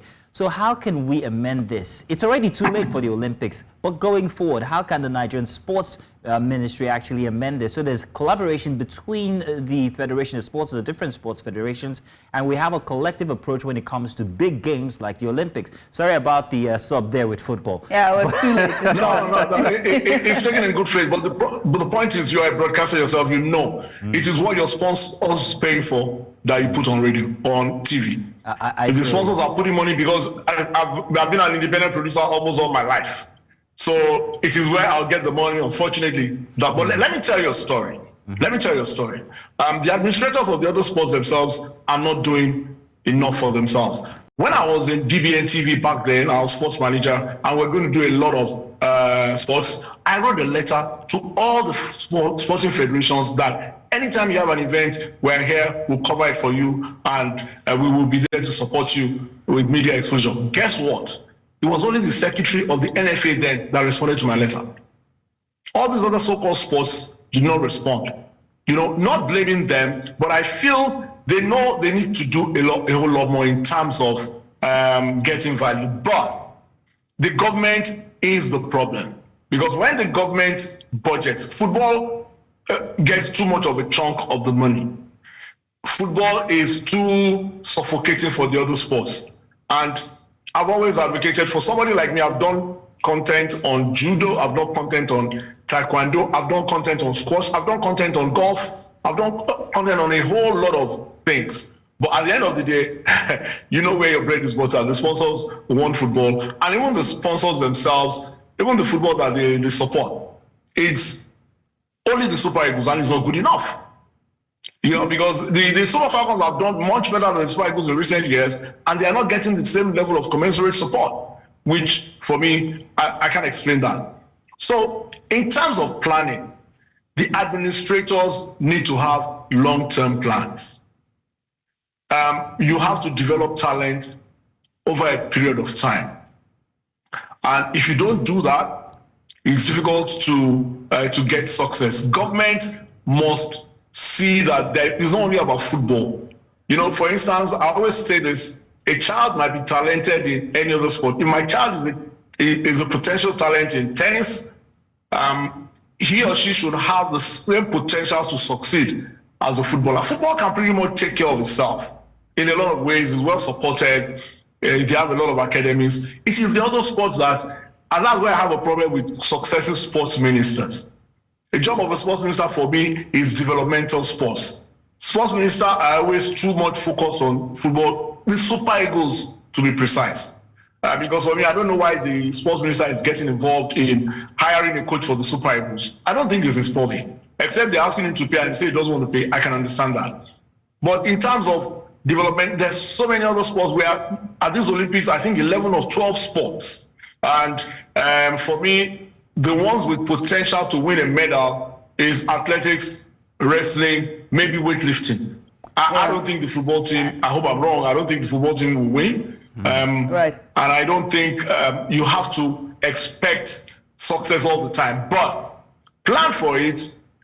If you plan, you might succeed. If you don't plan, there's only one result. I mean, you made very pertinent and salient points there, especially the fact that the events that we will most likely get medals have always been the events that always get the medals when it comes to the team Nigeria. Well, speaking about team Nigeria, have you been able to make contact with them? You said that security had been very tight in the city of Paris, but what was it like during the ceremony from yesterday? Just give us a more personal account. For the ceremony, the teams were well closeted. You couldn't reach them. Oh, wow. But the easiest way for journalists is when they do their events, you are there, and there are post-match pressers and interviews and stuff like that. That's when their events start, is when it's easy to make contact with the artists. For now, they are well closeted. They have not mingled with the media much because they came into the country, received by the French authorities, taking care of them. When they now start their events, then although Super Falcons played on Thursday, but it's a long way away from here. They played in Nantes. They played in Bordeaux. They're going to play tomorrow in Nantes. We're trying to see whether we can get groups together and go there and watch them. What about the facilities? Sorry? What about the facilities? We heard so much about the facilities that the athletes are subjected, and I use subjected very deliberately, subjected to. There's plenty of talk about how uncomfortable their space are and how this might impact their performance as well. I don't know if you've had any conversations regarding that. Well, I've had stories about that, but it's usually the same for every Olympics because you have thousands and thousands of athletes and they put them in hostel-like surroundings in the Olympic Village. It's all for security, because if you let the athletes stay wherever they want to stay, you give the security agents so much headache about protecting them. But so you have to put them in a bubble, sort of, where they are in the Olympic Village. They can be secure there. You ferret them to their events. It's a security issue. A lot of countries can afford to pay for the athletes to stay in the best hotels. Some countries can do that. But for safety, for security, it's better to keep everybody in one spot, and we sure we can secure you in that spot. There's a lot of heavy police presence around Paris, military, police, and all of that. They're not disturbing anybody, just there, but their presence gives you a high level of comfort. So for me, the athletes will just have to, it's calm. I understand how they feel. Some of them can afford to stay in the poshest hotels in Paris, and they're very expensive, by the way. But for security, everybody has to stay in one place, and they'll just have to try and find a way to make do with the situation they find themselves just for these 2-3 weeks. Well, Deji, I want to ask you this question because we're out of time, we're pressed for time. I'm very intrigued, right? Please humor me because I can be nerdish at times. In all of the ceremony openings, which is by far the goated? And I'm going to give you 3 options, okay? Okay. 3 options. Greece, 2000, okay? Beijing, 2008, London, 2012, and Rio de Janeiro, Brazil in 2016. I'm not calling Paris because I didn't like Paris. Sorry. Really? I compared to all of the openings, Beijing is You're not the one telling. Let Didi tell. For me, the best opening ceremony I've seen is Was it Barcelona 92? Oh. What happened to Seoul? Yes, it goes way back. Don't you remember Seoul? That's no. You see, all the Olympic opening ceremonies are fantastic because the countries see it as an avenue to tell the world this is what we can do. Yeah. You know, but for me, Barcelona was special. All these ones you've listed, it's tough to pick one over the other because they are all very, especially the lighting of the cauldron. They try and create special ways to do it. You could see yesterday that it was pyrotechnics and all of that. But I'll choose Barcelona. It just goes to show Judy that I'm of an older generation. And I go way back. But I picked Greece now. I picked Greece. I picked Greece of 2000. Greece is 2004. This is the Gen Z. Greece was the Gen Z I'm millennial. Olympics. I'm a geriatric millennial because I look young. She managed to cross in with us. Don't what do you call it now? We're classic millennials. You're Gen X. Like that. You're a Gen X. In any case, Deji, something seems to be missing in all of this. And as children waiting each 4 years to see the Olympics, we used to look forward to seeing the mascots. The past few Olympics has seen a record low of attention to mascots or even their presence at all. I don't think there's one for the current Olympics. The last one didn't really make an impact. What gives, do you think, being a classic Gen X or a classic millennial? Do you remember these mascots, and why do you think we don't have them? Well, yeah, there have been quite a few that were very exciting, but I think it's just underlines the evolving space of sport. For instance, yes, a lot of people still watch TV, regular TV, but a lot of people consume their sports now online. All these other companies, all these streaming companies, Amazon Prime, they're buying up sports rights. I think in the last 24 hours, TNT in America just lost the NBA rights to, I think, Prime Video, something like that, which they have been doing since forever. So the whole landscape is changing, and I think, I'm not saying the mascots are outdated, but mascots work, for individual team sports. A club has a mascot. Liverpool has a mascot. Man U has a mascot. Those things work at club level. I think at tournament, international level, because it's like the mascot is serving everybody, and I think the situation is evolving and is being gradually eliminated as something to enjoy at various Olympics. It's just evolving times that we are in. A lot of things are changing and we have to evolve with it. And do you think because of how things have metamorphosed and changed, that has also affected the pomp as well? We saw attendance drop significantly with this year's Olympics as well. We also saw that there wasn't so much pomp as it was back in the day. There's excitement. Everyone is sitting in front of a television. There's so much news, so much attention. There's even countdown to Olympics and the opening ceremony. And in fact, when you're outside, the street is entirely quiet because everyone is sitting at home watching the events as they unfold. But this last one, even Mazino is here. Mazino, how many things? I had to actually explain to my daughter what an Olympic is. Before I was 5, I knew what the Olympics were. So yeah, she is right. I think for that, I think the reason is that we've not done particularly well at the Olympics, to be fair. So it doesn't quite inspire much for you. You're probably going to talk about Atlanta 96, when most of the Gen Zs were not born, and they hardly know the athletes and Choma Jumwa. There's not been much for countries that have been doing very well. I saw some Kenyans at the media press center yesterday. They're very excited. There's a lot of excitement in Kenya. They have an athlete, Faith Kipyegon, who has 3 world records, and they expect her to win gold. Kenya has, I think, more gold medals than the rest of Africa combined at the Olympics. You can imagine that. So they're very excited. They're here with various crews. So I'm sure for TV, they'll be excited about it. Then another thing is the world of media rights. Media rights are evolving. The federations, the sporting federations themselves are thinking of money. There are some countries where the Olympics are not being shown anymore on terrestrial TV because subscription-based broadcasters have bought up the rights And that shouldn't happen. It's happened with FIFA World Cup in some countries too. That shouldn't happen. The Olympics, the FIFA World Cup should be for everybody.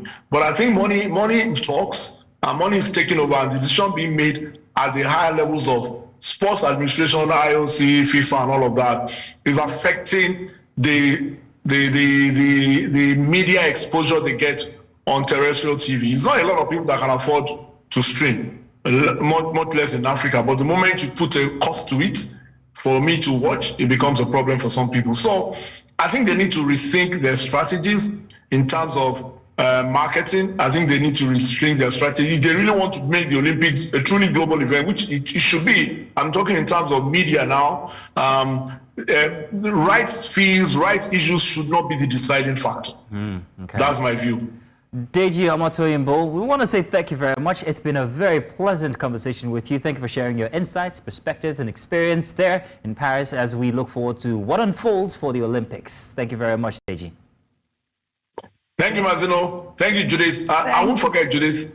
Let's keep that between us. Okay. Thank you once again. Bye, guys. Thank you. Bye, and enjoy your time there at Paris. Yes, indeed. Unbelievably jealous. Coming up, let's have a break first off, and then we take a look at the consumer protection in Nigeria and every complaint, or the one complaint they seem to be having all year long. We'll be back.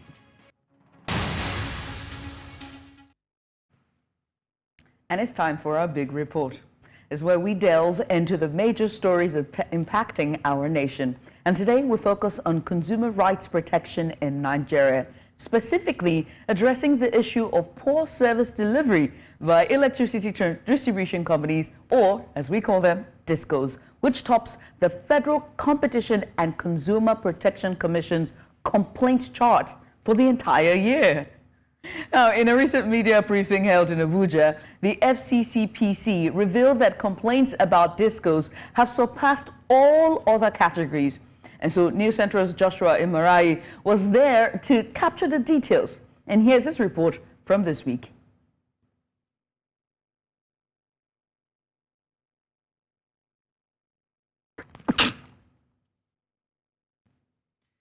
Well, we'll bring you that report in a minute, but to gain more insight into this is Joshua Imarai as he joins us live via video chat.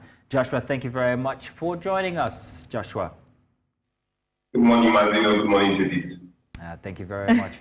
So, Joshua, let's get to it now. What were the key highlights of the FCCPC's media briefing regarding consumers and their complaints?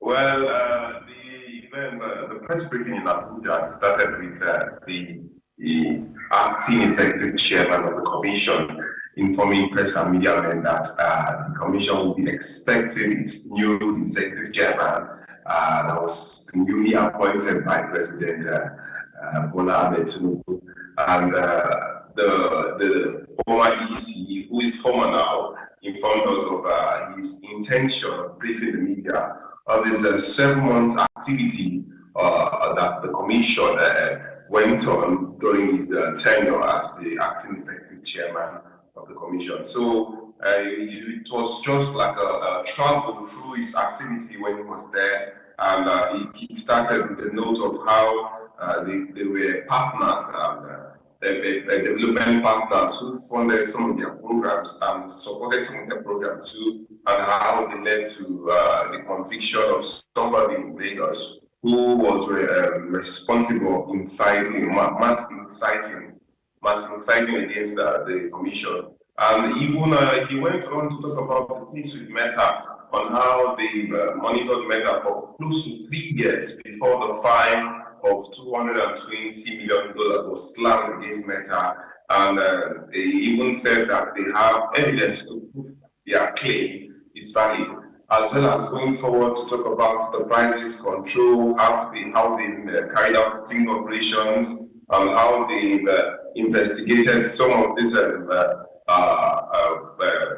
shops as well as supermarkets who have engaged in 1 or 2 price juggling and the likes. And even one of the major things the commission chairman said was how the complaints about electricity service stopped their charge of complaints received in the commission and how they even initiated the program. He went on further to say that the regulation of these things is not in their legal area of coverage, but rather the particular commission responsible, the NERC, has only the constitutional right to prosecute or to punish offenders. However, that the commission is still resolved to giving an assurance of consumers and customers in Nigeria quality service delivery and a reward for their money. I have to ask, right? Can you give us specifics? Was the commission able to give specifics in terms of the complaints that the consumers raised against the discos during the press briefing? Well, the commission, the former acting executive chairman of the commission did not really go into details, but it is well known that those specifics are in the media spaces, but we find as much as one of the News Central's correspondents who covers the energy sector tried getting reactions from the NERC, but they are not forthcoming to the media space. That's quite some challenges we've been experiencing there. But however, a recent penalty code was issued by the NERC that whenever a disco overcharges you, you will be punished. And they set some ground rules in place that, for instance, if disco overcharges you, they will lose 10% of their allowance for that year, and you still get a refund. And they even went on to say if the overcharge is more than 20%, the customer affected in pressing we get a refund, and the person who is in charge of that transaction will be relieved of his or her duties. Now, this is one of the few policies they are putting in place to ensure that customers get the worth of their money. But however, it has not come to the limelight of how many people has been caught wanting and has been punished so far. But we will still be monitoring the entire thing and give an update to the entire situation. Joshua, I was going to say earlier that we extended an invitation to the NERC, and they said that they would not be commenting at this time, because we understand that either the House had asked that they reverse the price of the electricity tariff back to the usual price if they were not going to continue in distributing. I think that's what it is. But we did extend an invitation to them, but they declined to comment at this time. And just to affirm what you said earlier, now you also made mention that the FCCPC said that their own job is just to address these complaints. But I have to ask, how effective have been, the measures of them at, addressing these complaints? To just put out this information, put out press release, say this and that. Are there any penalties? And just say nothing else. This electricity issue and customer service delivery, I think they've held two complaint resolution committee meeting. They held one in Lagos earlier this year, and that has been one of the in-person interventions they've made in these issues. But beyond that, I don't really think they have made so much effort aside addressing this complaint, referring them to the appropriate person in charge for regulation, and even if there is a need, punishment. It's just the information about it is not really well known. But however, I expect that the new executive chairman of the commission will do more in that aspect to bring these things to light and to carry out more efforts to address these issues and complaints. Joshua, we've been talking about things from the side of the SCCPC. What about the consumers? Do consumers know that they actually have such a platform for complaints? Are they taking this advantage to make their grievances heard when it comes to whatever it is that they consume or utilize? Do the masses know that this platform exists, and are they using it?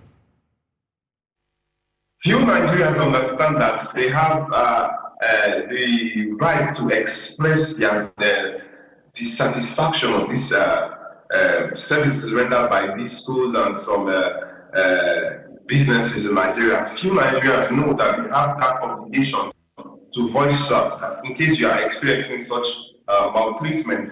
by one who is providing you a service or a product. You have the rights to the legal right and the legal backing, because as few Nigerians know. And even among the few Nigerians that know, some of them feel it's just another due process that you have to go through to voice out your complaints for them to address it. They feel that at some point in time, while filing your complaint or voicing your complaint out, you might need an embargo or a deadlock. Most Nigerians now, when you go to the street, ask them. Most Nigerians, all they have to say is, it's just another case of government and civil service. There's this established kind of bureaucracy and red tapeism in voicing out complaints. And few Nigerians know. But however, that is why the FCCPC was brought in. Now, if the FCCPC could handle these complaints effectively and even go on a mass enlightenment for public individuals and Nigerians, I think they will know. Now, basically, the major amount of people who talk about FCCPC are those who live in the urban areas. Now, when you go to the rural areas, for instance, settlement communities and sometimes villages, they are not aware that such a commission exists. They aren't, because of the activities of the consumer right protection is majorly on TVs and newspaper. Now we must accept to the fact that there are people who don't watch these things. There are people who don't read these things. How do we carry them along in this process of complaining about their rights being abused during the providing of services or the buying of product? So it is another limitation that the Commission might experience. And I feel that this should be one of the priorities, the top priorities of the executive chairman, the new executive chairman of the Commission. He should address these things and see how a mass enlightenment can go on in the country at once to bring people up to the speed that, yes, there is a commission, particularly saddled this responsibility to address your complaints and to see that you are giving a good worth of your money. I do know that there's a couple of brands I would like to report, especially that bank. There's one bank like this I want to report. The thing is paining me. Anyway, well, Joshua, many thanks. We appreciate you for shedding light on this critical issue and also for your report from earlier the week. And we do hope to see improvements in our electricity and power. But hey, what do we know? We're just journalists doing our job. Again, Joshua, many thanks. Thank you, Joshua. It's a pleasure. We'll continue. Whilst some discos or some companies are blotchy with service delivery, we are here 24/7, giving you the very best service that you need. And coming up next, it's sports. But first, let's take a break. Stay with us.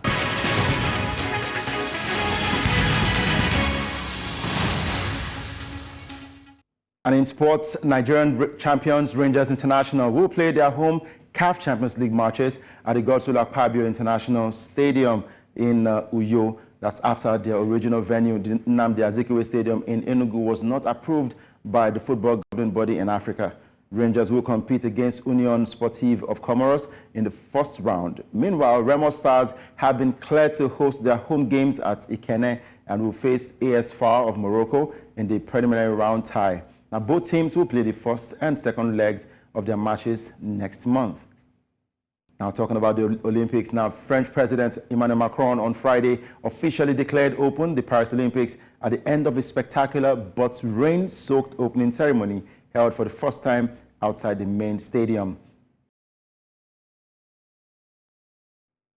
Officially, the games are open, the 2024 Paris Olympics, and of course, the games actually started on Thursday, and we've seen the likes of rugby, football for men and women, and also a bit of handball played right there. But major games will go down later today, and be sure that I'll bring you all the updates. Now, I'll send over to the news bulletin as we end the sports updates on Breakfast Extra. Welcome to Breakfast Headlines. I am Adebola Adeduba. Let's begin with updates on the planned End Bad Governance protests in Nigeria. In anticipation of the planned nationwide End Bad Governance protests, previously anonymous organizers have now revealed their identities. The groups remain steadfast in their intention to protest on August 1st against bad governance, hardship and hunger. At least 26 groups will participate, including Concerned Nigerians, Nigerians Against Hunger, Initiative for Change, Take It Back Movement, and Revolution Now. These groups have written to at least 20 state governments seeking permission to use state infrastructure for the protests. Other participating groups include Human Rights Co-Advocacy Group, Nigerians Against Corruption Initiative, Citizens for Change Advocacy Initiative, Timely Intervention, Active Citizens Group, Students for Change, We Coalition, Total Intervention, Refurbish Nigeria, and Youths Against Tyranny. Meanwhile, Nigeria's Inspector General of Police, Kayode Egbetokun, has called on groups planning nationwide protests to submit their details to state commissioners of police to ensure peaceful demonstrations. Addressing journalists in Abuja, Egbetokun acknowledged citizens' constitutional right to peaceful assembly but emphasized public safety. He urged protest groups to provide proposed routes, assembly points, expected duration, and contact details of leaders. Additionally, groups should outline measures to prevent criminal hijacking and identify potential troublemakers. The police chief says by sharing this information, the police can deploy adequate personnel and resources to ensure safety and avoid conflict with other events. Egbetokun also advised establishing clear communication with police and adhering to global best practices for peaceful protests. And still talking planned nationwide protests, the United Bank for Africa has frozen the account of human rights organization Take It Back Movement over its involvement in the upcoming End Bad Governance protests. Now, according to the group, the account was frozen on the instruction of Nigeria's secret police, the Department of State Services.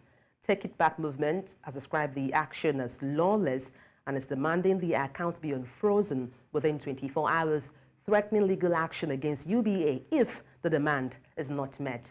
The group made this known in a post on its social media handle, vowing to take a stand against the unlawful action. This development comes as Nigerians prepare for nationwide protests against bad governance. The group had earlier written to the Minister of FCT requesting to use the Eagle Square as convergence point. Away from that, filling stations in Abuja and neighboring states, including Niger, Nasarawa, and Kogi State, shut down on Friday as oil marketers expressed concern over an upcoming nationwide protest.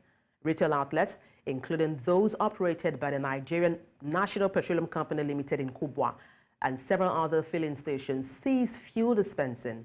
Similar closures were reported across Abuja, as well as parts of Niger and Nasarawa State. In Lokoja, the capital of Kogi State, filling stations are closed, leading to few queues at the few outlets still dispensing fuel. In Lagos, many filling stations shut down, sparking fears of potential fuel scarcity. Most stations were not dispensing fuel, while fuel that remained open was selling at 800 naira per litre. Now, some oil marketers attributed the closures of fuel shortages, while others cited apprehensions about the planned protests. And now to health matters. The Nigerian government has secured $2.2 billion in external financing for the Nigeria Health Sector Renewal Investment Initiative.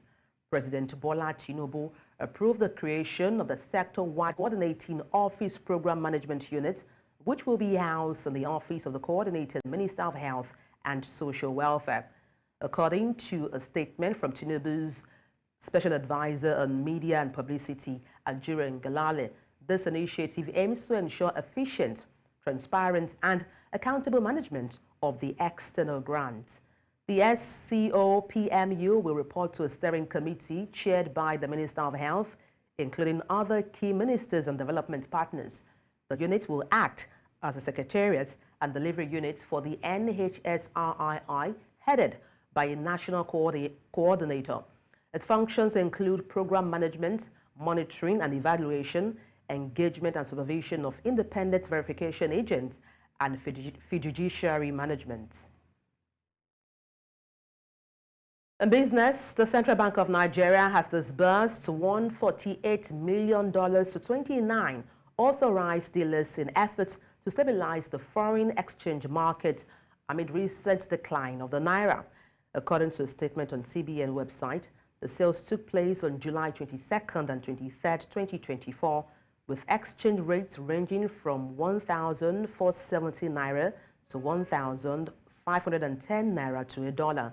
The authorized dealers includes banks and bureau de change operators. Now, this move follows the CBN's earlier sale of $122.67 million to 46 authorized dealers to enhance market liquidity and stability. The CBN also announced a sale of $20,000 to each BDC at a rate of 1,450 naira per dollar. Despite these efforts, the naira continued to depreciate, trading above 1,600 naira on Thursday in the official market. Outside Nigeria, the United Nations has urged the three former ECOWAS member states of Mali, Niger, and Burkina Faso to expedite action towards returning back to democratic rule. The UN Deputy Secretary General made this known following a meeting with President Bola Tinubu at the State House in Abuja, where she updated him on her visit to several African states, including the former ECOWAS member state. She says the leaders of the state have been tasked to put their people first in the light of the current insecurity situation in the region and ensure that there is a workable roadmap presented to the sub-region of the intention to return back to democratic rule. A crisis. They have unconstitutional changes, and what they must do is to come back to a transition and a process to democracy. On the other hand, they have to look also at the development paradigm for their people. There is terrorism, but there's also a need to look at jobs, food security, energy. All those also have to continue. Now, if they can display a roadmap that gives everyone some confidence that there is a return to democratic rule, then they will find the support. I believe that in ECOWAS we are a family. Regional integration is at the heart of it. It is what these countries have said. And the proposal by ECOWAS in its last meeting to have President Faye of Senegal and President Faure of Togo to continue that dialogue and engagement is a good one. And that's all on Breakfast Headlines. It's back to Mazino and Judith. Thank you very much, Adiduba. Good to have you reading the news for us. Now, welcome back, and let's do something very interesting this time around as we look at entertainment and how it's evolved. Let's explore the dynamic world of content creation with a focus on a hotly debated topic: evolution of content, skills versus trends. As digital platforms continue to evolve, content creators find themselves balancing the mastery of their craft with the ever-changing trends of the industry. And so to dive deeper into this discussion, we have two esteemed guests with us, one in the studio and one via video chat. On video chat, we have Ima Ugoli, a veteran broadcaster and voiceover artist as well as author. And in the studio, we have Efe Omorugbe. He's a creative entrepreneur, Now Music, Buck Wild Media Network. Gentlemen, thank you both for joining us this morning. It's a pleasure from this end. You're welcome and welcome. Pleasure. Yes, indeed. Ima, I want to start with you. First of all, it's like as if you work here now because you were with us last week. You're ever welcome. You're ever welcome to. But let's talk about the basics now. From your perspective as a broadcaster, how have you seen the landscape of content creation change from over the years? And yes, you have been in the landscape for years. What role do skills play in the evolving environment? Very unfortunately, there happens to have been some degree of an adulteration as time has gone by. It used to be very, very solidly backed by talent, but now the obsession for trend by dopamine-conscious consumer is such a big deal. So I was telling someone the other day that did you realize that Village Headmaster, as interesting as that was actually short and aired live the way we are on live now. Those guys were so professional, so talented, with not just the scripting, the performance, but to the very last, the delivery technically, that we didn't realize that every time we saw Village, New Masquerade with Zebediah and the rest, It was always live. It was never recorded. That's how professional we were. But we're not like that anymore. Content creation now has been thoroughly weakened by the idea of trending, by the idea of being very sensational. Of course, because lately it has very easily translated to not just more eyeballs, but much more money.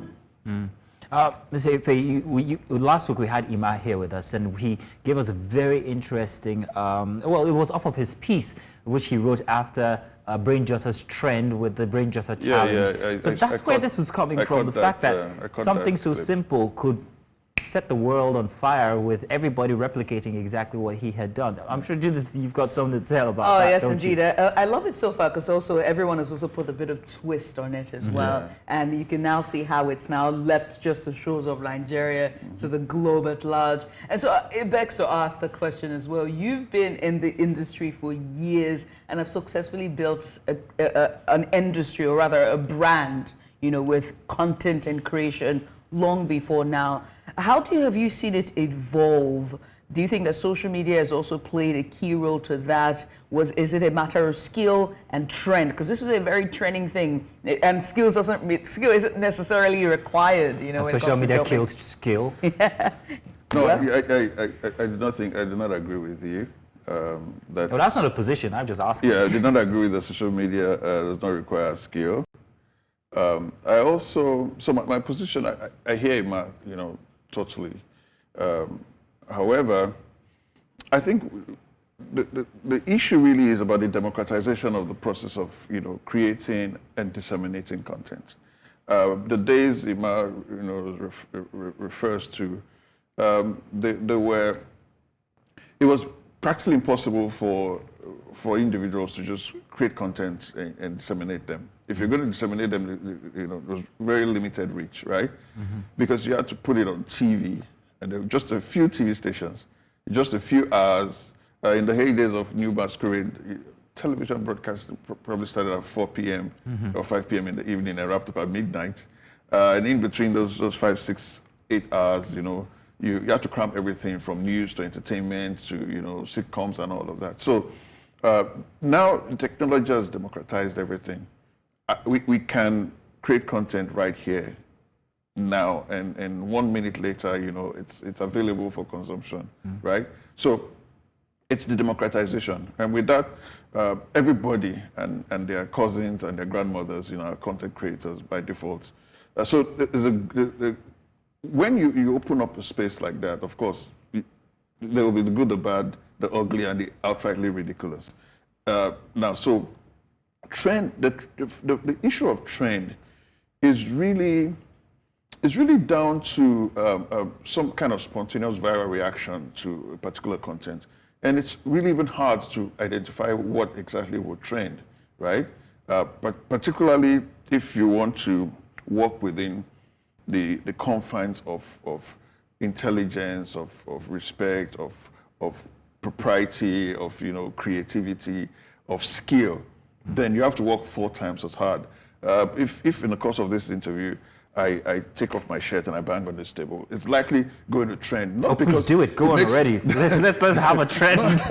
Not because it makes more sense than, you know, what anybody else has done here today. Not because, you know, it's anything compared to the sublimity and the depth of the knowledge that Imaguli, you know, shared last week, but because it's disruptive, it's unexpected, you know, it's all of that. So I think it's digitalization, it's social media, it's the democratization of content creation and dissemination. There's still people doing serious content. There are people deploying $200 million to create, and it's still content. It might not be readily available, you know, on Instagram or something, but it's still content. Right. You know, yes. So I mean, I have to ask the both of you this next question. The rise of social media has certainly accelerated the pace at which content is being churned out, and with that, trend as well. So with that pace, trend comes and goes. So how do you think this impacts the longevity and the quality of the content being produced today? Because quality is kind of important, isn't it? Because I mean, you made a statement before we went on air about how we're being barraged of, you know, so much skits and videos and content. It is madness. This time, 25 years ago, there were skits You know, that my first encounter with skits were Tunda Omeobe and the Charlie Boy Show. You know, there were skits, right? Yes. You know, creative, really cool skits. But again, contextualize it. You produce those skits. They have to, you know, be vetted. They have to be TV friendly. They have to be family, you know, and all of that. Then you have to embed that inside a Charlie Boy show, a variety fun TV show that comes on once a week, right? On a specific platform, on a specific day, and all that. You know, and it gives you enough time for you to prep, write scripts, you know, But skits are popping up. So let's put this into context. Music, for example, Spotify has roughly 70,000 music uploads every day. 70,000 releases on the average every single day. I was checking out the numbers. YouTube has between 3.5 to 3.7 million uploads every day of videos that are between like 4 minutes, you know, to 4.5 minutes on the average. So how do you cut through the clutter? How it's worse than a barrage. It's a tsunami of content. Well, what about the effect? I want to ask Iman now. Yeah. Let's talk about the effect of that barrage of content that we're spontaneous, ready to use, ready to go viral content. Now, how does it affect people who spend 200 million, for instance, like say Fahia has just told, on a specific project? They pay attention to detail. They're very Puritan about it. Has that killed the art of being specific or deliberate when it comes to content creation? I say exactly, that skill versus trend there. Has it killed it, Ima? On a big yes, without any, you know, I'm not even thinking twice about it. And this is because, like if you rightly mentioned, that become an all-comers affair. So the degree of control that is had is very big. And there's something you must also realize. I'm very happy that you mentioned longevity. Longevity because back in the day, for something to trend, you really did not, you hardly found something trending without the basic foundation of talent. You know, talent was present, talent was established, talent was accepted, talent stayed for a while, then talent began to trend. And then you would notice that that proper process had led talent into a space where when it trended, it lasted for a while. It didn't matter what it was in the industry of entertainment or fashion. If you had a Bobby Brown haircut, that thing went on for over 2-3 years. The same thing with a Mike Tyson haircut. The girls will tell you about an Anita Baker hairstyle. You know, not just the hairstyles here, but the songs, the methods, the language, anything that began to trend would stay for quite a while. But you would notice today that something that was trending today in 3, 4, 5 minutes is gone. And that is a big problem. Longevity is something that has been stolen away from the idea of trends in quote. Another thing is that with trends versus talent, anything can ride on the back of trends, just about anything.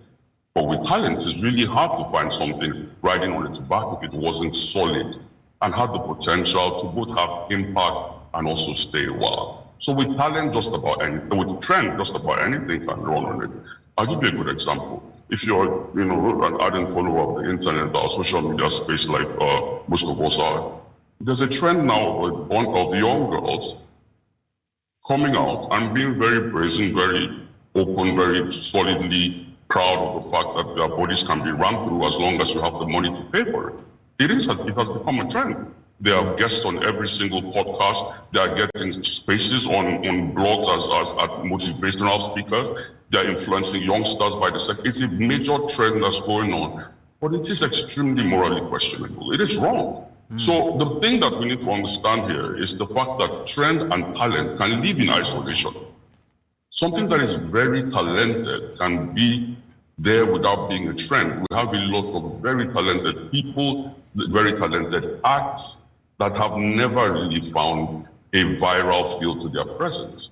But we have a lot of crap and emptiness, you know, debased things that are you've just stepped into a territory that is very contested right now, and it's blogs. And it's exactly what you just spoke about. It's people coming out to tell whatever they want to tell, no matter how debasing, and being rewarded for it by trending. What responsibility does NADU, I mean, what responsibility do blog runners, people who run blogs have for and the podcasts? I meant podcasts actually. What responsibility do podcast owners have when it comes to putting out these kinds of content? If I slipped today, it was intentional. Beyond podcast owners, they're all in the same group. Gatekeepers have really never been talent-driven in our country.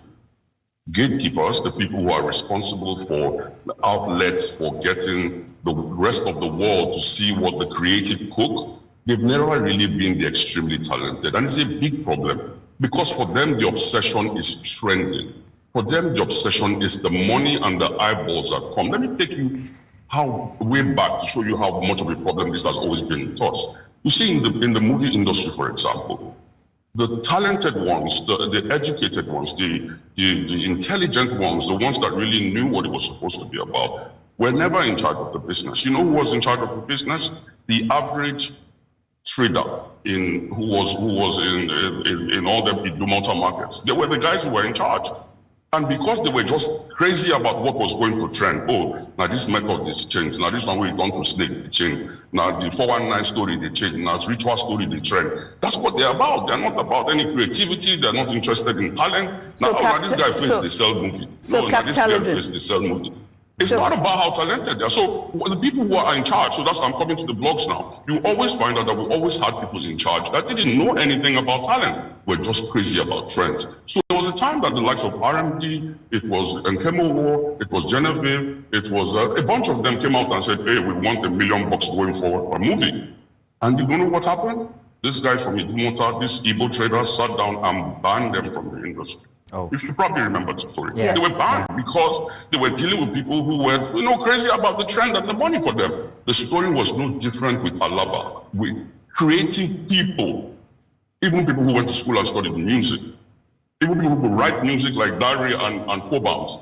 They were at the mercy of Alaba traders with their music because the guy who was behind as a gatekeeper was interested up in the trending and not in the talent, which just naturally cascades into your question.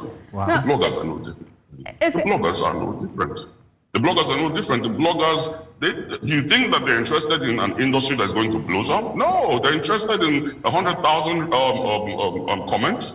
They're interested in a million views because it's going to translate to more money for them, more traffic, and probably even more fame for those who are particularly maybe obsessed with wanting to be famous as well. So it's not the more debased and the more of the crowd it pleases with no concern about any kind of talent whatsoever, the more they will give it out. So yes, that has always been a problem for us in Nigeria. Thank you, man. Those that are in charge of creative stuff going out have never really been interested in talent, just trends. Thank you. And it's very interesting. You said the creatives and those who are the gatekeepers are not interested in talent. They're interested in trends, or they're not interested in skills. They're interested in trends. No, let me edit that statement. Most, not all, most of a good number of. So Ima is very correct, but also Ima and I we've had this conversation for almost 20 years. I don't exactly agree. Why do I say that? It's always a case of the chicken and the egg, right? Which comes first? Is it, art reflective of the taste palette of the audience, or the other way around, right? Is it art mimicking life or life mimicking art? So, why do I say I do not agree? Ima Ogoli was one of the main movers in what is called Afrobeats today. I don't know how many people know. There are not many young people watching, this show and recognize the contribution of someone like Ima Ogoli. And what was Ima's major play? It was a show called, Top 10, videos on MBI. With that show, with a video countdown created by Ima Ogoli with an MBI, standards were set it provided a credible alternative. So, like you mentioned, this has always been the case where there's a populist and there's the purist, right? And so people who wanted to check out, if you had a good quality music, you had good quality video, and you wanted it on air, you go look for Imagoli, right? If you had bad music, crappy video, and you had all the marketing budgets that was necessary, if you go to Ima's show, you're not going to get any spin. But for every Imagoli, there was 5, 6, 10, 15, 20 other gatekeepers who really didn't care about, the quality of what you're bringing. So every brand has its audience. Yes, every brand has its audience, right? And I was watching from a distance. I met him, we became friends. We produced a couple. We've had a 25-year relationship based on just the fact that there's a convergence of thoughts, of ideas, of ideals, right? In terms of how we want to approach the business.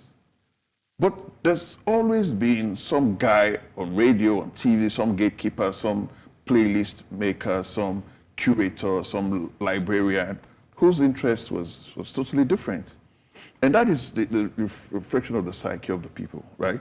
So I think, so there's nothing really we can do about trends and skill. So how then can we find, balance to find that precarious, positive and productive balance. Mm-hmm. Now, I'll give you a practical example.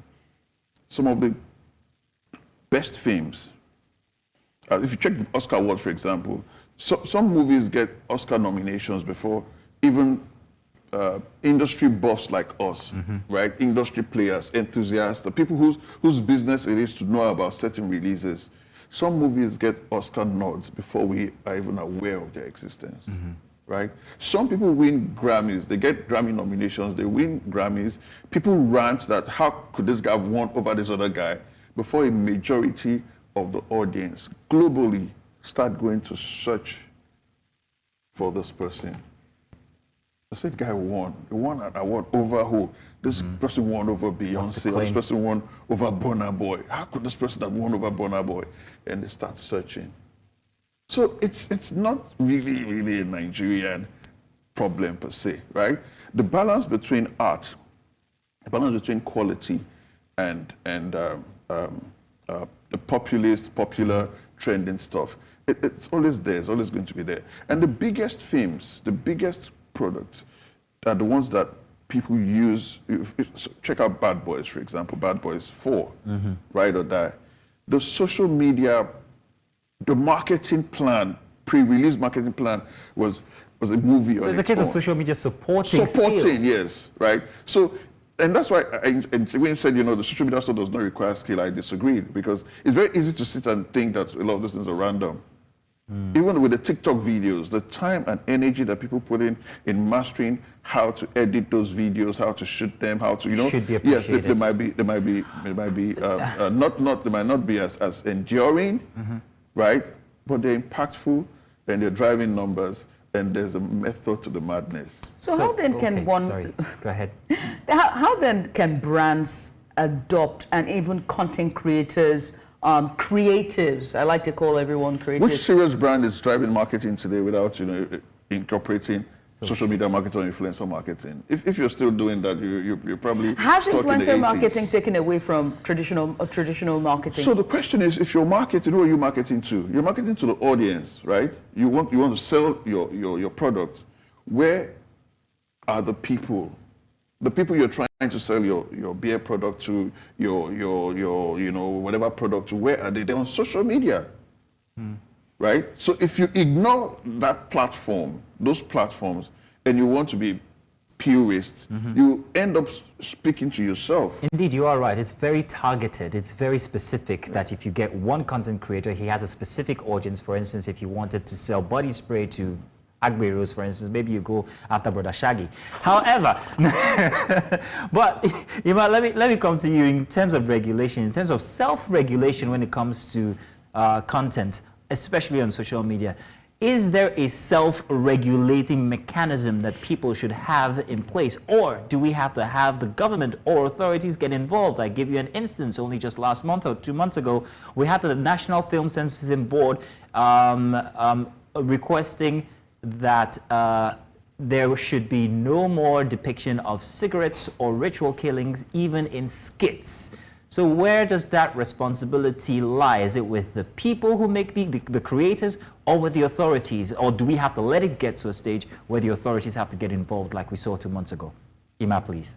Yes, so I believe very seriously in the power of one, like my brothers there would say, the power of one. Everybody, for a start, have a sense of personal responsibility. That is usually missing.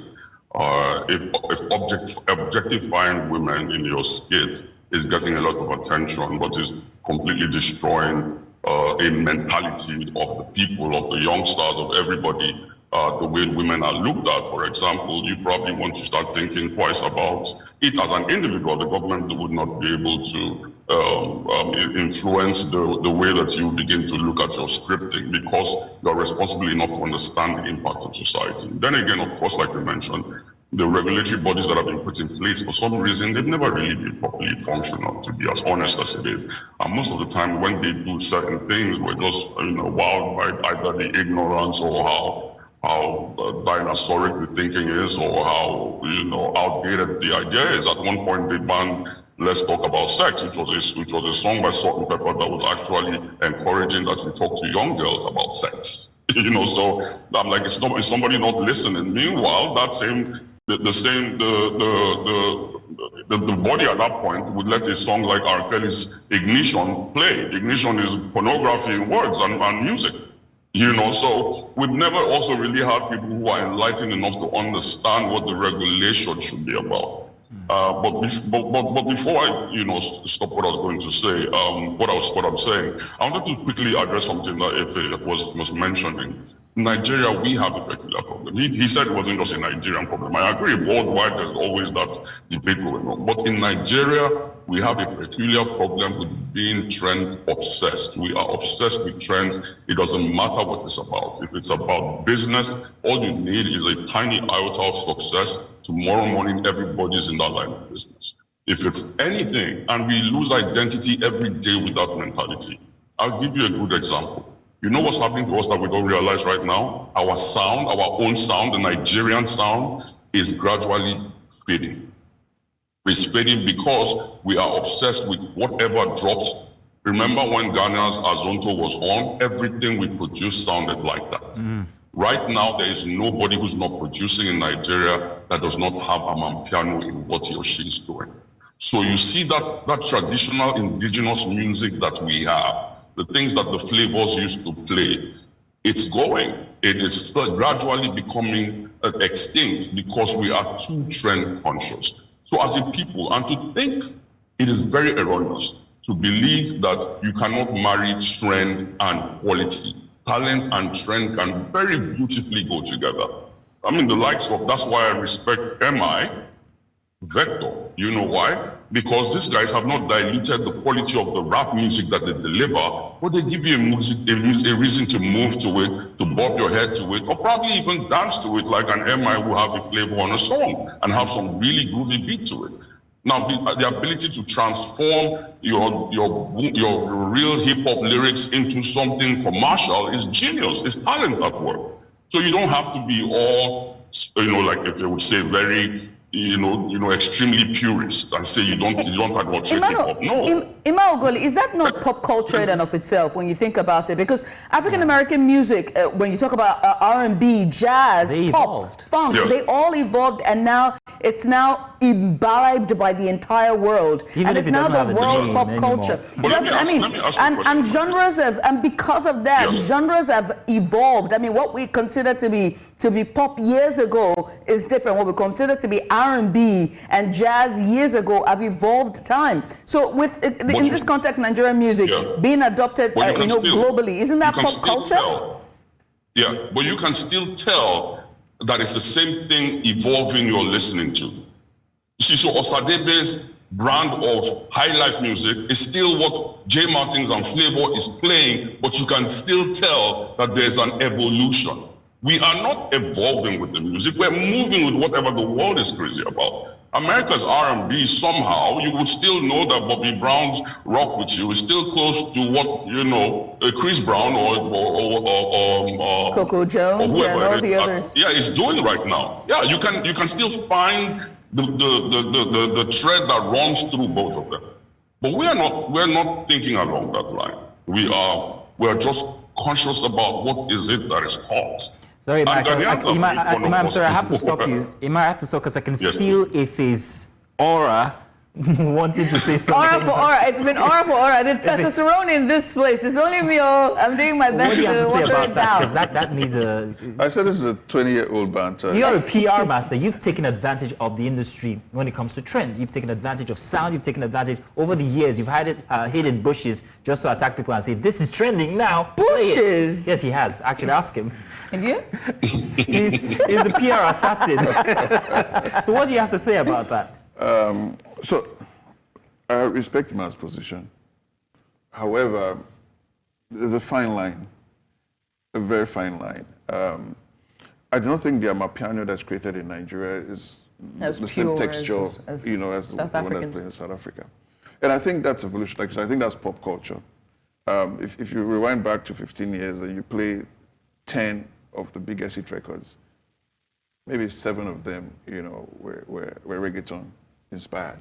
Whether it's coming from R. Kelly, coming from Daddy Yankee, or coming from, Two Shots or Big Low, it was their own twist on it. Their own twist, yeah. So with pop culture is an evolution, and with creativity, you really, really, really cannot gatekeep creativity and trends. You can gatekeep the media focus, you can gatekeep the analysis, you can gatekeep. So in the midst of all of this stuff, so have you noticed that the crop of artists we have today over the last 5-6 years, right? The guys are coming through, are really, really making an impact in the Nigerian music scene. Have you noticed that the quality of their vocal performances is considerably higher than what you had like 10 years before? Agreed. This happens in music, but in creation, social media creativity, it seems to be the opposite because it tends to dumb down to reach more people. Good. So this is how it works. So I say it's a balance. There's nothing you can do about it, right? Is that a testament to our populace and our education level? Anything that stops growing starts dying, right? Where are the dinosaurs? But the lizards are here, the alligator is here, right? But the dinosaurs, they make it because, of the ability to adapt. So Ima's position, Ima is let's say Ima is right wing, right? I'm a bit of a middle guy, right? Now the left guys, they're a threat because they'll do anything for the numbers, right? But I'm advocating the precarious. So when you were saying you used the word established, and I started laughing. That was the energy you felt. I was laughing because when you said established, the first thing that came to my mind was Esther was black and broke. Established. Now Esther Simoni. Established. It is the corniest, most stupid joke. But it'll cause you to think. It doesn't even make sense. Established. But it's so fun that if you think too much about it, if you analyze it, you will develop high blood pressure for nothing, right? For no reason. So the thing about trends and varieties, okay, it has come and it's gone. But every time, right? So Ima is correct. The trends don't last as long as they used to, right? And again, because back in the day, you see Bobby Brown trend is talent, but it's not trending just because it's talent. It's trending because, it has a behemoth of a record label behind him. They have people, that marketing team, they drop these records, they go everywhere from David Letterman's show to this to that, and they're everywhere, right? And they've set the trend. Back in the day, 6 guys could sit down in one room somewhere in Hollywood and decide that person that the camera caught on the street 2 weeks ago in Paris or in Milan or in Lagos is going to be the next big thing. Haven't you heard of the phrase industry plans? Yeah. That people pick, they just decide, I like this guy. Or, you know, I'm going to make this guy I'm going to make this guy famous. Mini vanilla. All the buzz, all the resistance you had towards Mariah Carey, as brilliant as she was as a vocalist, where was that coming from? Because she was Motola's girlfriend and later wife. And they're saying, are you going to just pick this girl and just throw her above everybody? And, you know, so it's all about today. It's completely democratized. We're out of time, but I still want to pose one question to Ima Ogoli. Ima, please, real quick. Now, we see a lot of influence when it comes to our movie space. Nollywood in itself also is evolving. Some people would argue that it's evolving downward, because you have content creators, movie makers now, producers who will just simply churn out a million things out there just so they can get the numbers on YouTube, while you have Puritans who would choose specific streaming platforms and specific audience on, you know, these platforms. Now, that rush to get numbers, is it affecting our Nollywood space, which is a big one? If you go to Hungary, there's a community of people who strictly watch Nigerian movies. Go to Turkey, the same thing. Morocco as well. Is it dumbing down our Nollywood industry, would you say? We have a blessing called our stories, you know. Somehow they're so powerful that the world is quick to overlook all the technical jargon that we throw out. You know, we make the most unforgivable technical mistakes with our movies, but our stories are so powerful that the world enjoys them and don't even care for, you know, whether the lighting was right or whether continuity was cool. You slapped her, and by the time she turned her face, she had a different hairstyle, you know, and all that stuff, you know. But we have allowed that acceptance and the numbers and the, oh, Nollywood is growing, oh, second biggest, all that has stopped us from being very, you know, interested in quality and improvement of our technicality. In Hollywood, they shoot movies that that takes them 10 years, 15 years. I just heard today about a movie that will be released in 100 years. It was shot in 2015. They say it's going to be released in 100. For whatever reason, I think they're following something through that would, you know, show what the world will be like in 100 years' time. And that's when they want to show that movie. That kind of painstaking dedication, we don't have it. We still shoot movies under 3 days, my brother. You still have one of the things that hurt me about Rachel Oniga when I found out, when, you know, was that Mama was actually on 3 sets or so at the same time. That still happens. Where, how in the world, tell anybody in the world who's serious about movie production that you're an actor and that you are on 3 different sets as we speak. They would think that you are a joker. But that happens every other day in Nigeria. So yes, I agree with you that we enjoy all that goes on in terms of numbers, in terms of platforms. But somehow we have let that stop us from concentrating on improving technically. And, you know, I just very quickly want to say that, have you noticed what happened to Nollywood when the people who knew better, who became a little conscious about quality, began to touch executive producing parts? The Moabudus, the Kulia Folions, or whatever their names are, you know, when these people began, have you noticed what happened? Did you notice the difference in the stories? Did you notice the quality? Did you notice that it was okay now to show your friend that this was a Nigerian production? It got better. And so I insist that talent and quality can trend. The biggest rap artist in America today, and probably as we speak, America has accepted, is probably the biggest rap artist they have ever You're seen. Absolutely right, Ima. We're pretty much out of time at this point. We're really pressed. Ima, we're pressed for time, but very wonderful discussion we've had so far. I want to thank the both of you for sharing valuable insights on the evolution of, you know, content creation, and also dabbled into music and Nollywood. We touched everything. We pretty much touched on everything. I mean, thank you once again. It just helped us navigating this. It's very clear that the conversation doesn't end here, and it must continue to be had. We have to continue to have these conversations. Like you said, if you said, this is a conversation, the banter the both of you have had for 20 years running. 25 years. And so it's very clear that we have to continue to have these conversations over and over again. Imai Goli, he's a veteran broadcaster, voice of artist, and author. Imai Goli, thank you. Also, Efe Omorugbe, he's a creative entrepreneur, Now Music, Buckwild Media Network. Gentlemen, many thanks again. Thank you very much. A pleasure. Our pleasure. Do stay tuned. When we get back, we wrap up the show here for Saturday edition. We'll be back.